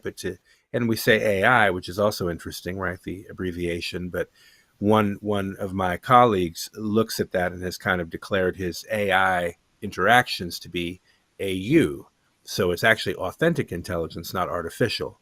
That's a whole other conversation. But just to say that everything in the creation, whether it's silica-based in the case of AI and technology, or carbon-based, as in the case of our human physiology and the planet, is effectively being infused with this light energy, with this golden frequency, which seems to me to be very akin to that original template, particularly if, as we say, we go back to before Lemuria. I've had visages many, many years ago about that state of being as well, though I was shown the way to it or to access it was through the Earth's waters. And I was led through this process of guidance, basically, and in that entering the caverns of the Earth. And in so doing, I was met with these golden beings that actually inhabit at a higher vibration, because it's hot inside the Earth. As we know, the lava is no joke. But something hotter than lava is the sun. So if we're talking about solar plasmas here, and that influence, I'm seeing this interactivity with these higher vibrational beings coming in and anchoring a long time ago, kind of waiting us out for our preparatory stages when we're going to be actually able to consciously participate, maybe. But there is certainly a reunion of light happening, and that golden frequency just continues to show up and be present. There's really, really something in that I want to invite people to tune in with more. And some of the stories you mentioned, even about the the ET interaction. If we look at back some of those ancient stories, the records of like the, when you get into the cuneiform tablets and their translations from the Gilgamesh epics or some of these older records of historical consequence, there's a mention of gold. There's a mention of the planet being rich with gold, and that these beings coming from other star systems came here to mine the gold specifically because they needed it for their home system. That maybe they didn't have it in their periodic chart at home, but the effect of gold could be to protect their planet. So similarly, I'm seeing that protective layer of gold emerging, even in our conversation, really is an important thing to recognize, just to really lean into what is that inviting us to. Elder of mine named Baba Rasdi has this admonition. He says, stay in your light. He even wrote a book about it. But it was due to a 21-day meditation and fasting that he experienced. He introduced himself to that for 21 days. And the more he deepened his fast and basically cleared his field, his body, physiology, and energetic field, he at some point about day 17 or so encountered the light beings. They're here. We are them. As you said, we decided to dive into a body for this particular mission. But if we really peel it back, as you also mentioned, you've seen yourself as you are, as you've always been, right? Though we're always evolving, there's a part of you that's rooted back to that original template. And it sounds like what you're actually inviting is for us to recognize that we all can actually return or restore those original templates of our very being at this time. Like the ability to do so is even more potent now than ever. Yeah. Yeah. Absolutely. Absolutely. Yeah, we're excited for this intersection because it's really inviting people to enter the heart, to ground with earth. We're encouraging people to find sacred spaces in the physical earth to be in that window of opportunity, because it's literally a golden opportunity. We've also been saying that this entire podcast. So there's something about that theme. Are you guys able to see what we can expect for an acceleration in our consciousness around this time frame based on any evidence or how it works? I'm just curious. It's interesting you asked that question. There is I want to get it right. There is a physicist by the name of Dan Winter who writes pretty extensively. Yeah. You're familiar with Dan Winter's work? Yeah. Right? Okay, so he, I think, provides a pretty coherent indication of what we can expect. In fact, we did publish a white paper about the golden intersection of timelines. People can find the white paper on our website, theharmonicfactor.com. Shameless plug. But want to make sure, in that white paper, we quote some of Dan Winter's work because we really resonate with his interpretation of this recursive nature of the process that we're going through as a planetary system. And so part of that is, we're all being, in many ways, as I sort of indicated earlier, we're either being invited to make peace and come to a higher harmony with this process that's underway, or it's going to be harmonized for us. In other words, it's like the idea of choose your change or your change will choose you. Mm-hmm. So for those of us willing and tuning in right now, it's like riding this wave as all these things run in cycles. We're now at a 13-year recursive wave from what happened in 2012. Here we are at another spiraling of that energy. So that energy 13 years ago invited us into the center, and many people decided to make that choice. And it was enough that a critical mass was reached that the planet could carry forward with enough support, that it could make it to this next phase. So here we are at this next wave. So what we're intuiting, I guess, on some level, and what's being indicated by people like Dan Winter, is that there is a tendency towards collapse where everything is collapsing to its center. You mentioned the sun is collapsing into itself. Likewise, all of us are collapsing into ourselves. And the key is not to resist the collapse. The key is to release to the collapse. Yeah. Sort of as we mentioned with that Hopi prophecy, where that is upon us, like that's the time to push off the side of the riverbed. Don't stay attached. In other words, collapse, release to it, get into the flow, and trust you will be taken exactly where you're meant to be. And it's a good thing. And that's part of the process. So, in terms of technically, specifically, Energetically, we get an indication of what is to happen. We're actually encouraging people wherever they are to be in nature for those, really a window of 7 days. We're encouraging, and in the middle of that 7 days, you have the golden intersection of timelines, October 14th and 15th. But yeah, the process is really an invitation to be that light, to be that love, and to not hold an expectation so much about what it's going to look like. Just be available, be receptive, because I have a feeling it's going to go beyond our wildest imagination, what we can actually expect.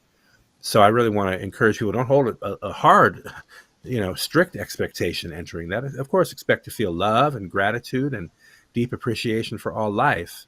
And I just say, we're moving into the phase of miracles. The miraculous is really what's before us. And we see it happening with systems. Some of the things we're actually uniquely addressing ourselves are indications of this profound opportunity that we're excited to share with others as well. Because the bigger picture here is we are, as you indicated at the top of the conversation, everything is really being invited to a higher level of unity, whether it's with the ETs or it's with the human family or us with Gaia and our source in the phenomenal sun source. Everything is about unity right now. So we're tracking that. Another thing is interesting about the timing of natural time codes is the numbers actually communicate qualities. So they're not just about obviously numerical accounting. They're really communicating stages of creative cycles. So this year we happen to be in the 13 moon cosmology in the year of the blue rhythmic storm year. So the rhythmic tone is the tone 6, and the rhythmic tone is all about organization, balance, and equality. So whatever's happening now is setting the stage for what's next in the resonant seed year, which is the next year to come, which begins coinciding with July 26th. And the reason for that is our calendar, the 13 moon calendar, actually is anchored with the heliacal rising of the star Sirius, because it's a galactic solar lunar calendar. It's not just a lunisolar calendar, it's a galactic lunisolar calendar. It brings all those together in synchrony. So for the benefit of us, we are aware of those codes. So we know the energy of the next year to come, when this golden intersection will show up in that third moon, is going to be the energy of the yellow resonant seed.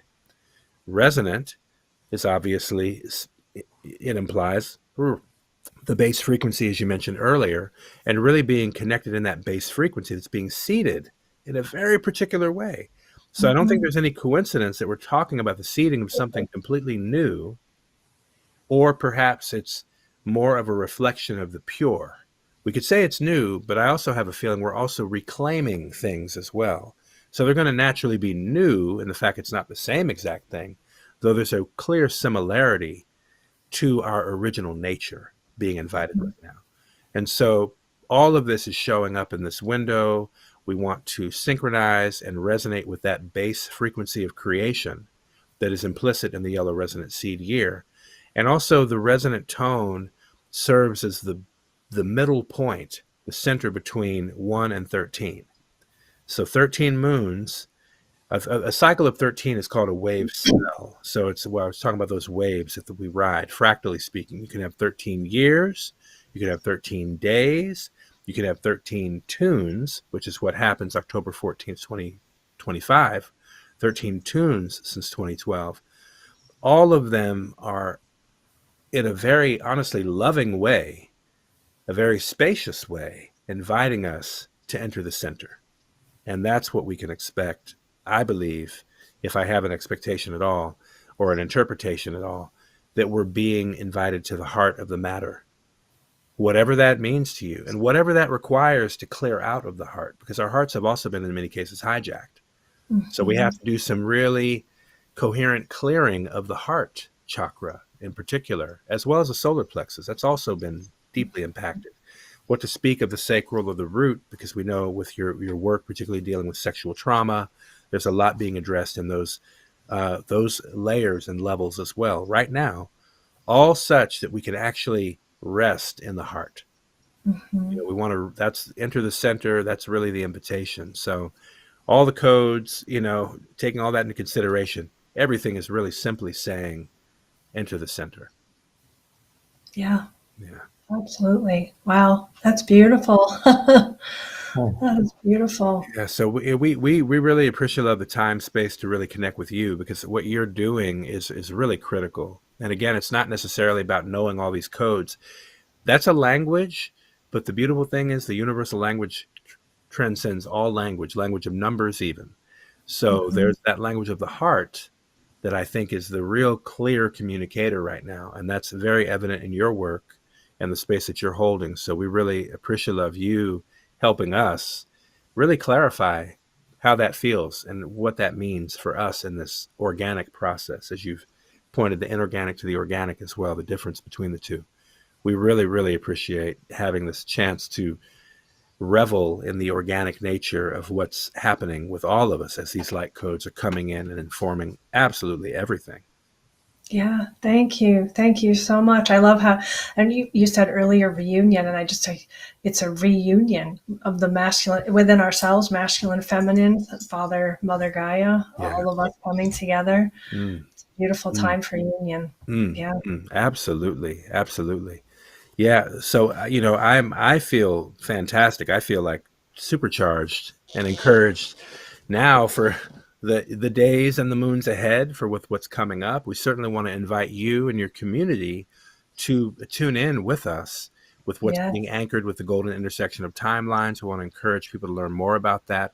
I'll be sure to share the link to the white paper, because I know you like to read information as well. You'll really, I think, really appreciate the heart and soul that we put into that white paper to just attempt to mainstream some of this information for folks, particularly those in the physicist space or those in the other cosmology space or calendars or mathematics, a lot of different angles at which people can come to this information, but yet all of it is anchoring in the heart. That's really the key here. And that's why you'll see on the cover of the white paper, it's two Fibonacci spirals creating a heart. So the masculine and the feminine implied creating a heart, which is the blueprint. It's the beautiful, it's the order of things in reality. So we're excited to share that with you. We encourage people out there tuning in that feel some resonance with this conversation to certainly follow up with your work. Can you tell us the best place for people to reach you? I know you have a link tree, for example. Can you share that address with us? Yep, it's the quantum Linktree, the Quantum Healing Coach, and you can also email me. It's easiest, thequantumhealingcoach@gmail.com, and I'm on Instagram as the Quantum Healing Coach. And I'll just offer a little joke, because the people who work with me privately know this. I talk better with trees than I do with technology. I'm still learning as I go. I mean, I was that person that lived in the woods, so it took me forever to figure out Zoom and Instagram, and so I'm still learning it all and setting it up, as well as, I guess you could say, allowing the guidance to come through of what I'm best to offer. So for right now, I do offer one-on-one sessions in a community, and I'm working on how to package whatever it is I do and put it out there in some capacity, but I'm still allowing that to unfold. But if anybody's interested in joining a supportive community, we meet weekly. In fact, we're meeting today. And we talk about all sorts of things, and I can't wait to share this and share your work with them. Thank you. Yeah, it's all about communion, coming together with one another and supporting each other through this time. And that's what I like to do for people and help them heal their traumas. Yeah. Well, thank you for demonstrating that unity with us by being a guest on this platform. We really, really appreciate that. And we look forward to staying in touch and staying attuned with each other's work as we continue to grow and evolve and mutate through this phenomenal experience of the sun's energy.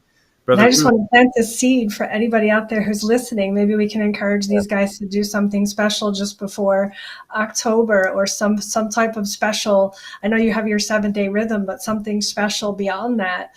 Maybe bring people together, just something, so that we can all, I always find when our consciousnesses are able to link in the quantum field, even if it's on or around a time frame, it's more powerful. So if we can have some type of collaboration, that would be just amazing. So I'm just planting a seed for all your viewers out there to do that. Thank you so much. And in fact, we'd like to invite you to be aware. We are participating physically here in California. We're based in California, myself and Ishel, and Rubén is down in Quintana Roo in Mexico on the East Coast. Though here in California with our elder Tata Jose, who was also a prior guest on the podcast, he and his wife are hosting a solstice gathering for the summer solstice in Northern Cali for June 19th and 21st with the sunrise ceremony. So that's one wonderful place that we would love to invite people to tune in quantumly with us. At sunrise, wherever you are, we're all tapping into the same sun. We're on the same earth. So the connection is implied, but we certainly encourage people to be conscious and present with the sun on the 21st, as that is the summer solstice. And then also every July 25th, there is an international observance of a day referred to as the Day Out of Time. And that shows up because it's the +1 day of that lunisolar galactic calendar I was mentioning, the 13-moon calendar. 13 months, 28 days creates 364. Plus that 1 day of resetting and recalibrating. It's also a day that amplifies peace and forgiveness ceremonies, universal forgiveness ceremonies, just to release whatever doesn't serve or whatever grievances have arisen throughout the previous year, release them before entering the new galactic lunisolar cycle on July 26th. So the Day Out of Time is celebrated worldwide as Global Peace Through Culture Day every July 25th. And the kin this year for that day is kin 123. So it's almost like a ready, set, go energy as well when we think about it and what the numbers are communicating. It's also referred to as the blue rhythmic night.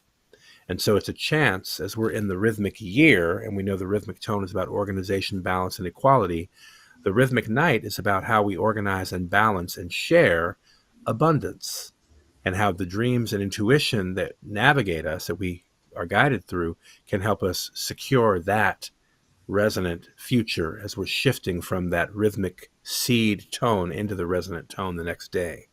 So it's really setting the stage for us to make conscious, make sacred, make art. Time is art in this cosmology. Time is not money. Time is art. That's a big, big paradigm shift for people. So we're motivated and we navigate by that frequency that time is art. So we encourage everybody to tap in the Day Out of Time. Know that you'll be connecting with human beings, millions around the world who actually observe the Day Out of Time as the anchor for the 13-moon calendar. So, and that precedes, October. And another point I'll mention is you're inviting us to synchronize quantumly. We have obviously then the 38th anniversary of the harmonic convergence, no less, happening this August 16th and 17th. So that's also a very auspicious window, because as we came to learn, there's particular numeral frequencies of distance or duration in this case that do matter. And that's between August 17th, the second day of the harmonic convergence, basically extends to the golden intersection of timelines by a sum of 60 days. So when we get to August 17th, we know we have 60 days until that golden intersection of timelines. The number 60 is very significant to us because it happens to be the galactic signature of the chief time scientist, we might call him, from the classical Maya civilization and the community or the location of La Camha, known traditionally or now known as Palenque in Chiapas, Mexico. So there's a phenomenal structure there called the Temple of Inscriptions, which is probably one of the most phenomenal archaeological recoveries ever. And in that particular temple or pyramid, it's actually a mausoleum. It's where this particular being, we could say, or king at that time, he was a ruler of the Palenque community for 52 years, if I'm not mistaken. It might have been maybe that long. Was it 28 when he got officially coronated? So he ruled for 52 years, another significant number. But his name is Pakal Votan, also known as Kanich Janab Pakal. And so that's a major indicator for us. And it's important to mention that just because his telepathic energy, he's said to have actually been in a 104,000 tune, which is a very long time, 104,000 tune samadhi, or deep, deep meditation. And so a lot of what we're witnessing happening here now is being affected and probably informed by beings like himself who participate, as you mentioned, in the ET realm. He's definitely not a being from here, let's just say. So he did inhabit a body and, a lineage, very responsible for where we find a lot of this information now. But let's just say the guidance is definitely coming off planet for what's happening on planet. And he's a big part of that.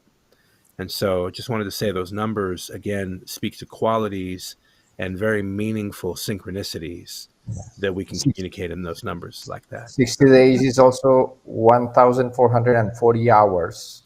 So it's like a marker.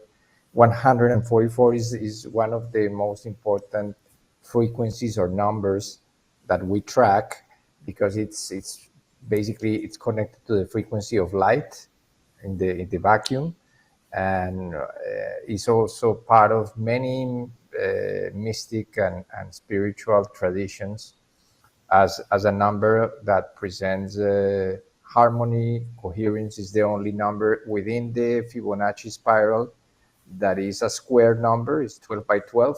So there you have the 24, 12 balance, 12. So it's all based on harmonics. Basically, the universe is playing a song, and the more we tune in, the more we are able to appreciate all the instruments and all the melodies that are playing in a beautiful way. So these markers really bring us into consciousness to that frequency of harmony that we are entering. Every day we are one day closer to that golden number, the golden section of the golden.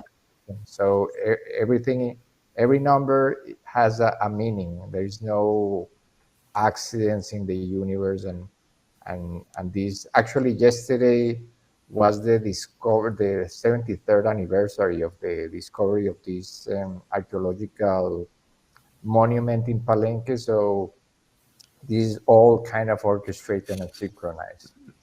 Wow. Yeah, it's beautiful. And I would also say that this golden intersection is a prelude to what Richard Rudd, the author of The Gene Keys, describes as the rhythmic symphony of 2027, which is a major bookend to the harmonic convergence of 1987. And he writes about that extensively on Gene Key 55 for people that want to get another sort of orientation out there to what is happening from that perspective. It's all a part of this mutation, as you mentioned. That's what's happening. Yeah. So this is an expression of that mutation. The Gene Keys is a very good composite of the codes in the sense of how it's actually working through our DNA. Yeah. Specifically. So we invite people to tap into that. We certainly tell people to start with Gene Key 55, but certainly also visit genekeys.com to get a perspective on your own hologenetic profile, which you can do for free. And it's very informative. So yeah. I love all this talk about music. So it's just fascinating because of somehow I see things. And again, I'm not read on anything. I just receive and share. And I have actually seen the chord of my soul. And so I'm shown that each of our souls makes a specific chord, right? Just like if you were making a chord on a piano. And we shouldn't share it with one another, especially in these times, because until we're at a certain point, because your chord can be hijacked. But what's interesting is that with the 144, and I just want to mention to that because I often field that question, well, is there supposed to be 144 people? Am I one of the 144,000? And I'm always explaining to people, no, it's a frequency. I just wanted to mention that. But then also, if anybody who's listening, who's wondering about how the universe works, everything is a sound wave, and we are that sound wave that collapsed into light. But ultimately, each and every one of us are a chord that contributes to the orchestra of the universe. And you find when I'm teaching, I teach people how to recognize when they're out of resonance. When you're out of resonance, your body, your energy, it feels kind of like if you were to hear somebody playing a piano and they went splat and they hit the wrong chord, as opposed to when you find that resonance within yourself, it sounds like it feels as though somebody's playing beautiful music. And so in private sessions, that's a lot of what I focus on teaching people. And I think it's beautiful to hear you both put it in such a science way, but then also making it all make sense on a bigger perspective of how we can actually see it. But it's also, it's our job to balance our inner chord. And then that's how we can contribute to the more harmonic convergence, converging more harmony within our reality. Wow. Right. So it's so beautiful. Yeah. Beautifully stated. Krystina. Yeah. Yeah. Love that. I love sound. It's fascinating. Yeah, I could listen to you guys talk all day. Oh, wow. Well, thank you so much for taking the time today, and we send love and gratitude to your community out there as well. And we look forward to a further reunion at the future turn of the spiral as we navigate it together. Yes. Yeah, thank you so very much. And we'll make sure folks check the show notes for links to your Instagram as well as your link tree so they can schedule sessions with you if they feel resonance to do that. We certainly invite that and encourage that. And yeah, thank you for everything you're doing on the planet right now. It really, really does make a huge difference. Thank you. It's truly my honor, right? It's our honor to show up. So thank you. Thank you for having me here. And thank you for everything you're both sharing so elegantly. Absolutely. Well, in Lakesh to you. And thank you, Brother Rubén, for being in this space. Thank you, brother. Together. We appreciate love it. Thank you so much. Okay. Thank you. Thank you.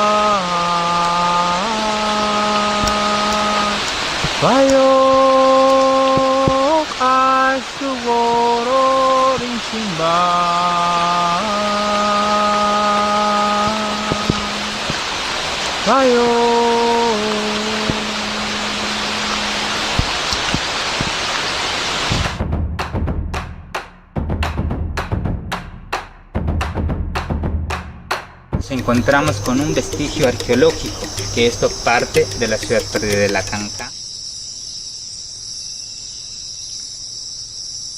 Mi vida es a través de mis sueños dormidos, mágicos. He ido en busca de mis sueños en mis viajes. Y esos viajes he descubierto cosas. Respeto, ¿verdad? El respeto es como ofrendar o dar lo que nos da, pero siempre le hablamos a un árbol o una planta, ¿verdad? Ofrendar o quemar el copal, agradecer porque de eso recibimos también. Y tampoco nos sobretomamos lo que es de la naturaleza. Siempre tener ese equilibrio. O puede ser que muchos no lo entienden, pero para nosotros entendemos porque hemos vivido de ello y también pues de nuestros abuelos y abuelas siempre oralmente siempre nos han enseñado a cuidar.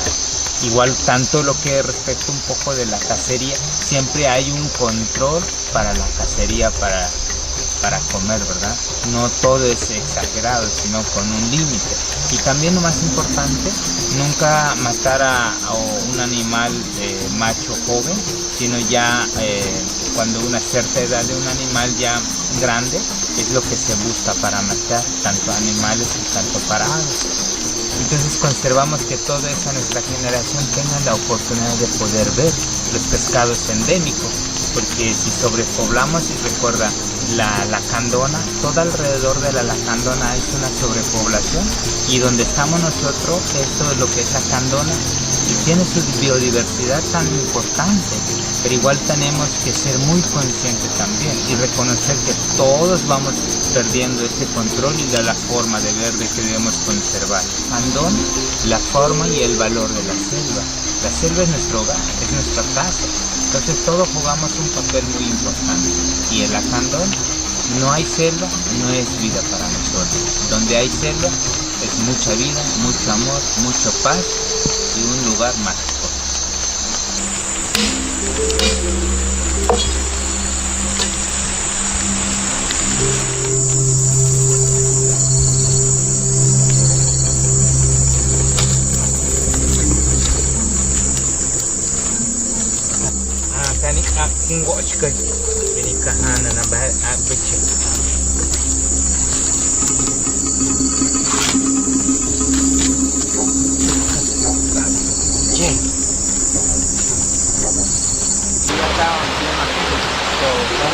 Así es, pues les comparto esa parte de la aventura y pues bueno, es lo que se vive aquí en el corazón de la selva.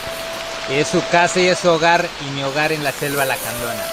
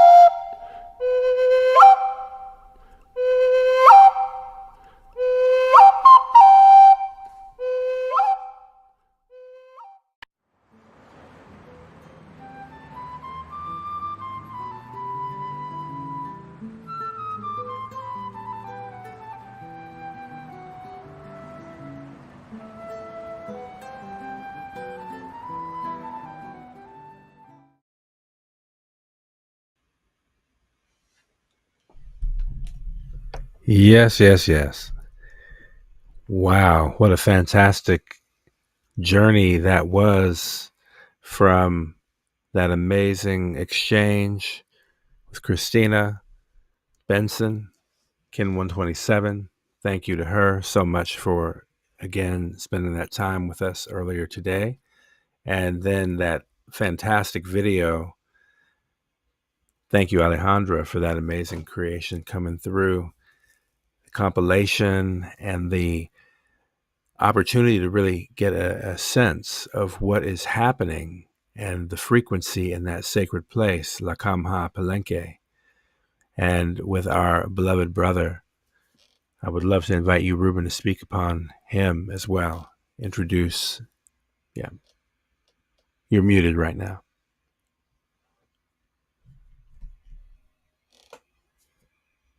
Can you hear me now? Yeah, perfect. Yeah, we wanted to really share a little bit a glimpse of what the energy in Palenque is, and in this beautiful video that Alejandra prepared, we got the opportunity also to see one of the elders, young elders that are going to be with us during the golden intersection of timelines in Palenque from October 10th to the 17th. His name is Mario Chambor. He lives in the jungle in the small town of La Canja. And he is one of the community leaders there. He's always engaged in community events, in bringing people to the jungle but people who can really appreciate the pristine energy that we are able to receive there, because as he was mentioning in the video, they keep that place that's as their home, and they have been under a lot of duress throughout the years to preserve the beauty and the purity of the jungle. So what we were witnessing is a little bit of a slice of life of his daily activities. This is a documentary that we had also the opportunity to share today from the people from Expedición America that we share. We thanks for their creation. Yeah. And we are really honored to be part of this opportunity to invite more people all around the world to go to Palenque, to be with us. We are already preparing all the details, and we actually have a place that we're going to stay. So for everyone who wants to join Villa Mercedes, the Hotel Villa Mercedes in Palenque is going to bring us the opportunity to present there some of the lectures and some of the activities inside the hotel. So for anyone interested, you can start looking for your place there, you're booking your stay. We are really making this call open to everyone to go according to their possibilities. If you want to go the 7 days, is perfect. If you want to go only a couple of days, is perfect. But of course, we encourage everyone to experience the fullness of this window, because we are going to have lectures, we are going to have ceremonies, we are going to have temazcals, we are going to have time to share with the elders. With the other elder we see here is Abuelo Nico. He runs the temazcal there. He has been doing this for more than 30 years. So this is a great and invaluable opportunity to really go back to the origin. This is the origin of the prophecy. This is the origin. The jungle is the origin of life also. So the water is the origin, and Palenque and Chiapas is recognized as one of the most abundant sources of water, of pristine water in the world. And of course, the word La Camha is city of the great waters, the place of the great waters. So we are encouraging everyone to really come together during this sacred window and be with us, be part of the adventure, because it's going to be an adventure through space and time to really bring in the frequency of the golden intersection in a place like Palenque and like the jungle. That is the perfect place and the perfect time to do it. Absolutely. I wanted to ask you, are we able to show the other slide with the other information about the Palenque event? I don't know if we have the updated version. Did we have that in? I think we updated, but it was in the chat. I don't know if. Oh, I see. But it's updated in Canva though on the slides for the show. Okay, just wanted to pull that in real quick then to share with folks. I want to make sure I pull in the right one, so Yes. that way folks can actually connect directly with us. Tell us what this what it is when I share the slides, so I'm clear. And Basically, one moment, let me get what we were able to prepare with with the hotel is a 3 packages for people to be part of the experience. So package 1 is that's the one. So package 1, each package has different options. The main one being the amount of people. So in package 1 is 7 nights with breakfast included, and it's a shared room. It's ideal for people who want to meet more people and who want to really go deep into the experience of connecting. And this is a shared room that is going to have 2 individual beds. Hotel Villa Mercedes, we will probably in the next episodes, we will be show a little more about this hotel. It's a beautiful resort with beautiful gardens, beautiful spaces, and we already know them because we did an event with our friends from Padre Sabio in the last year, during the last year, and they offer us all the facilities and all the personnel to make the experience a very memorable experience. And the food also is amazing. And in the precisely in package 2, we have the option of picking 2 meals a day.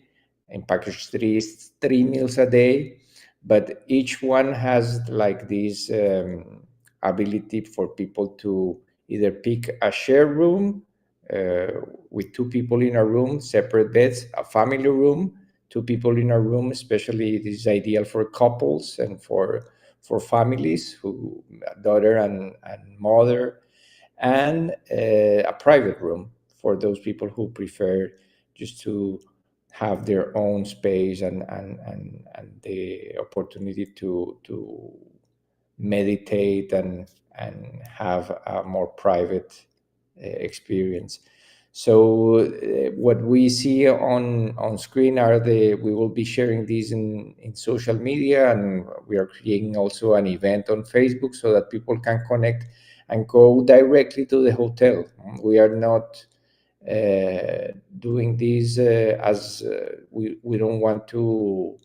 It's not a business. That's what we want to make sure that people understand, that we are doing this just from the heart, and we are just recommending for people to be at Villa Mercedes because it's going to be closer for them to be next to the talks, the activities, the ceremony. So it will be a perfect setting for anyone who wants to go and who don't want to take buses or transportation to the place. But there are many options around Villa Mercedes too. This is very close to the archaeological site, and people can find the best option that accommodates to their budget and to their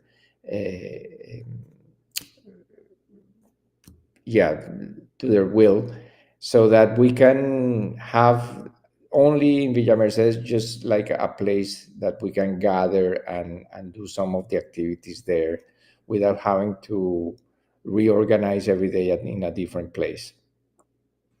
It's going to be amazing. It's really going to be amazing. And so we definitely encourage people to go ahead. As you mentioned, you can just directly click or rather scan the QR codes if you are interested. That'll take you directly to what does this connect to, in fact? It's just to the WhatsApp group regarding the, Yes, it's a special WhatsApp group that is being created just to facilitate everyone to go there. There is a person from Villa Mercedes who is going to oversee the entire booking process, so that people, if you have questions and if you want to know anything more about the hotel, there is a dedicated person there. And we are all also, the entire team of the Harmonic Factory is going to be in that chat room. Exactly. To solve questions and to make this a very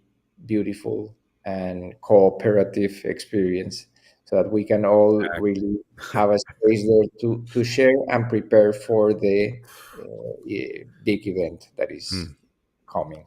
Absolutely. So And definitely, please. are very, very affordable, as we can see. This is just for the stay. We are not charging for any of the other activities.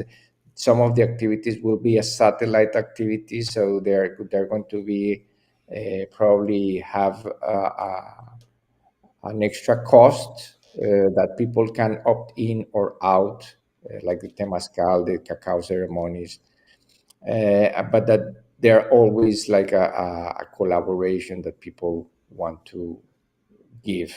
We are not closing the space for anyone. No, everyone's welcome. Absolutely.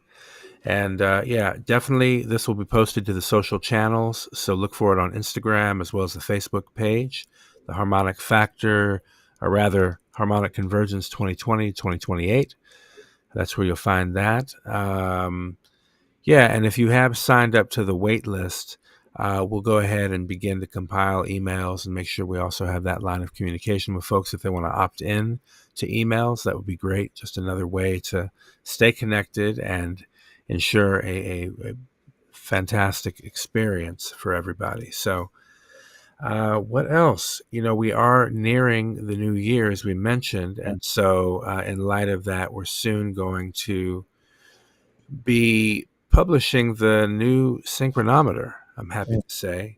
So soon come. I imagine it'll be for the cosmic moon. Yeah. We're Maybe in tune with the price, cosmic moon. but yeah, that's the aim. Right, exactly. And this is a very special edition version because obviously it's the year of the golden intersection of timelines. I want to say, what is that, days 24 and 25 of the electric moon? Yeah. The event is starts, well, the golden intersection is day 24 and 25. Yes. I think the event goes from day 21 to 28 or 20 to 27. Okay. I need to check, but that's the window. Kin 200 to 207. Yes. Yeah, very, very important window. Kin 200 to 207. So beautiful. We definitely invite folks to stay tuned for that. Also, we do have an intention we're holding as we bring this in more consciousness with folks. As you heard King Etznab rapping about the calendar change, that is a part of this effort. This movement is to really help shift the paradigm by way of the natural time calendar. We are really proposing the 13 moon 28 day harmonic synchronometer as a solution relative to what really is required to shift from artificial time. And this is a carryover from the work that's been done by those who've gone before us. We're merely seeing it through because it has yet to be realized at a certain level. Though how we're moving now, I have more confidence that we're going to gain some momentum for this calendar change effort on an international scale. But we certainly encourage people to scan the QR on the screen. Go ahead and sign the petition if you haven't already. It's an open petition for the calendar referendum initiative that began on October 14th, 2016. Now, bear in mind, we didn't know anything about the golden intersection of timelines when this was launched. So when we do arrive at the golden intersection itself, we will have arrived to 9 years since launching this open petition. So that is a very significant thing to us. And our goal is 144,000 signatures. We're at a fractal of that. We're about 14,000 right now. We have a lot of room to go, but we also have a lot of momentum building, especially with your support out there who's tuning into this program, this broadcast. Share this petition on your social channels. Like, read the petition, really appreciate what it's communicating and the purpose thereof. And if you resonate with that, share that with anyone you think may resonate with it. Even if you don't think they'll resonate, at least you plant a seed in their consciousness to help us all break free from the zero-sum game mentality, from that calendar structure that is dissolving. Now, we just have to root it out of our system. We have to detox. We have to decolonize our minds. And by deconstructing your calendar, you can do that. And that's what we're doing. We're shifting the paradigm as far as timekeeping is concerned. And we're inviting you along for that experience because we're really about the frequency of regeneration. And we talk a lot about this on our website, 13months28days.info, which began in 2017. Our initial website is calendartruth.info, where you'll still find all these calendar websites published and active because it's a movement, it's a momentum. It's been years in the making, clearly. So the Galactic Spin is, in a way, like a moment of fulfillment, or reaching this important threshold that we became aware of along the way. When we just said yes, and we said, all right, we feel the resonance with this calendar change peace movement that was initiated at a certain stage in the year 2000. And that particular campaign lasted for a couple of years, but then it disbanded, And so we really, in 2016, deliberately, like from our core, we received the telepathic guidance, no less, to show up as part of this Nexus Global Summit and present. In fact, I was helping curate these events at the UN at the time. And I always had a vision of bringing this conversation about calendars to that level in this environment with these folks who are influencers, who are change makers, who are policy makers, so to speak, things like that, for their consideration. So it's a profound synchronization underway that we have the chance to see it like that there. And now with the Indigenous Water Bank and other collaborations, we're able to show up at this turn of the spiral back to the UN this coming month. Actually, June 26th, I'll be appearing there with this year's Nexus Global Summit. But in this year, my capacity is arriving there more as an ambassador of Indigenous Water Bank, and on behalf of the Harmonic Factor and Foundation for Noospheric Consciousness specifically, but stepping into the UN space, knowing that we have a growing, emerging movement of Indigenous people all over the world. This has been underway for a decade now, really, literally.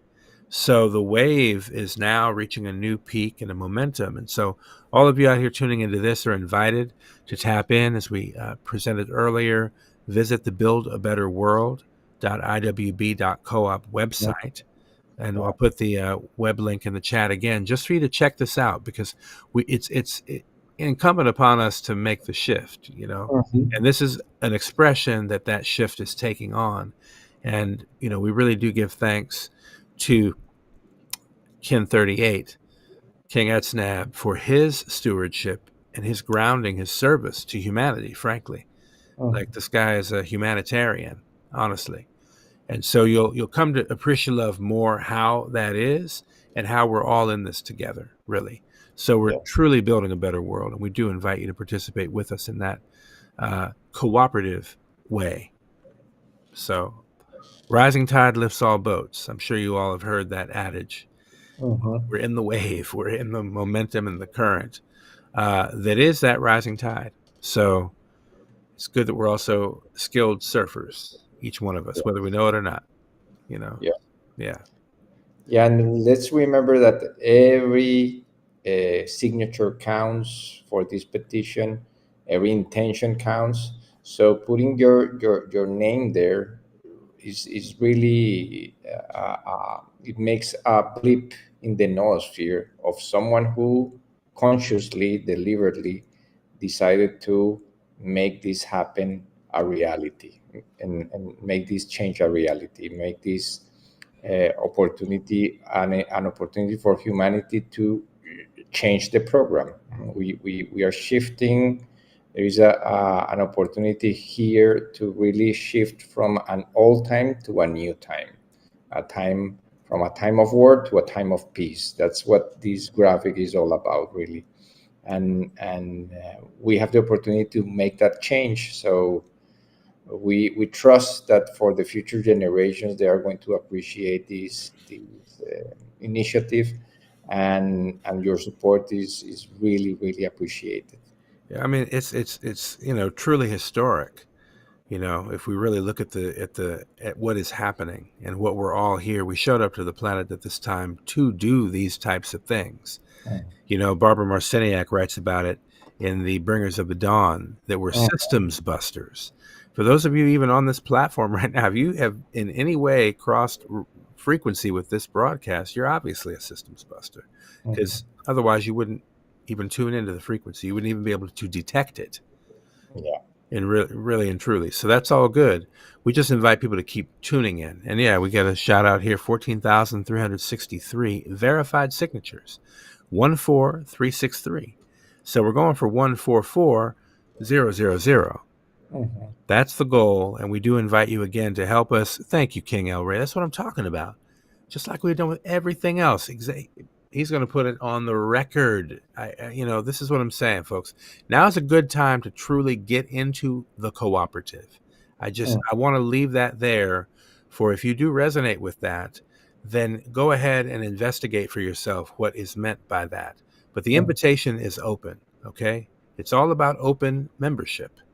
It's open, okay? So feel free, really. Help us build a better world, literally, right now. And these are the ways that we do it, in collaboration, cooperation, in unity.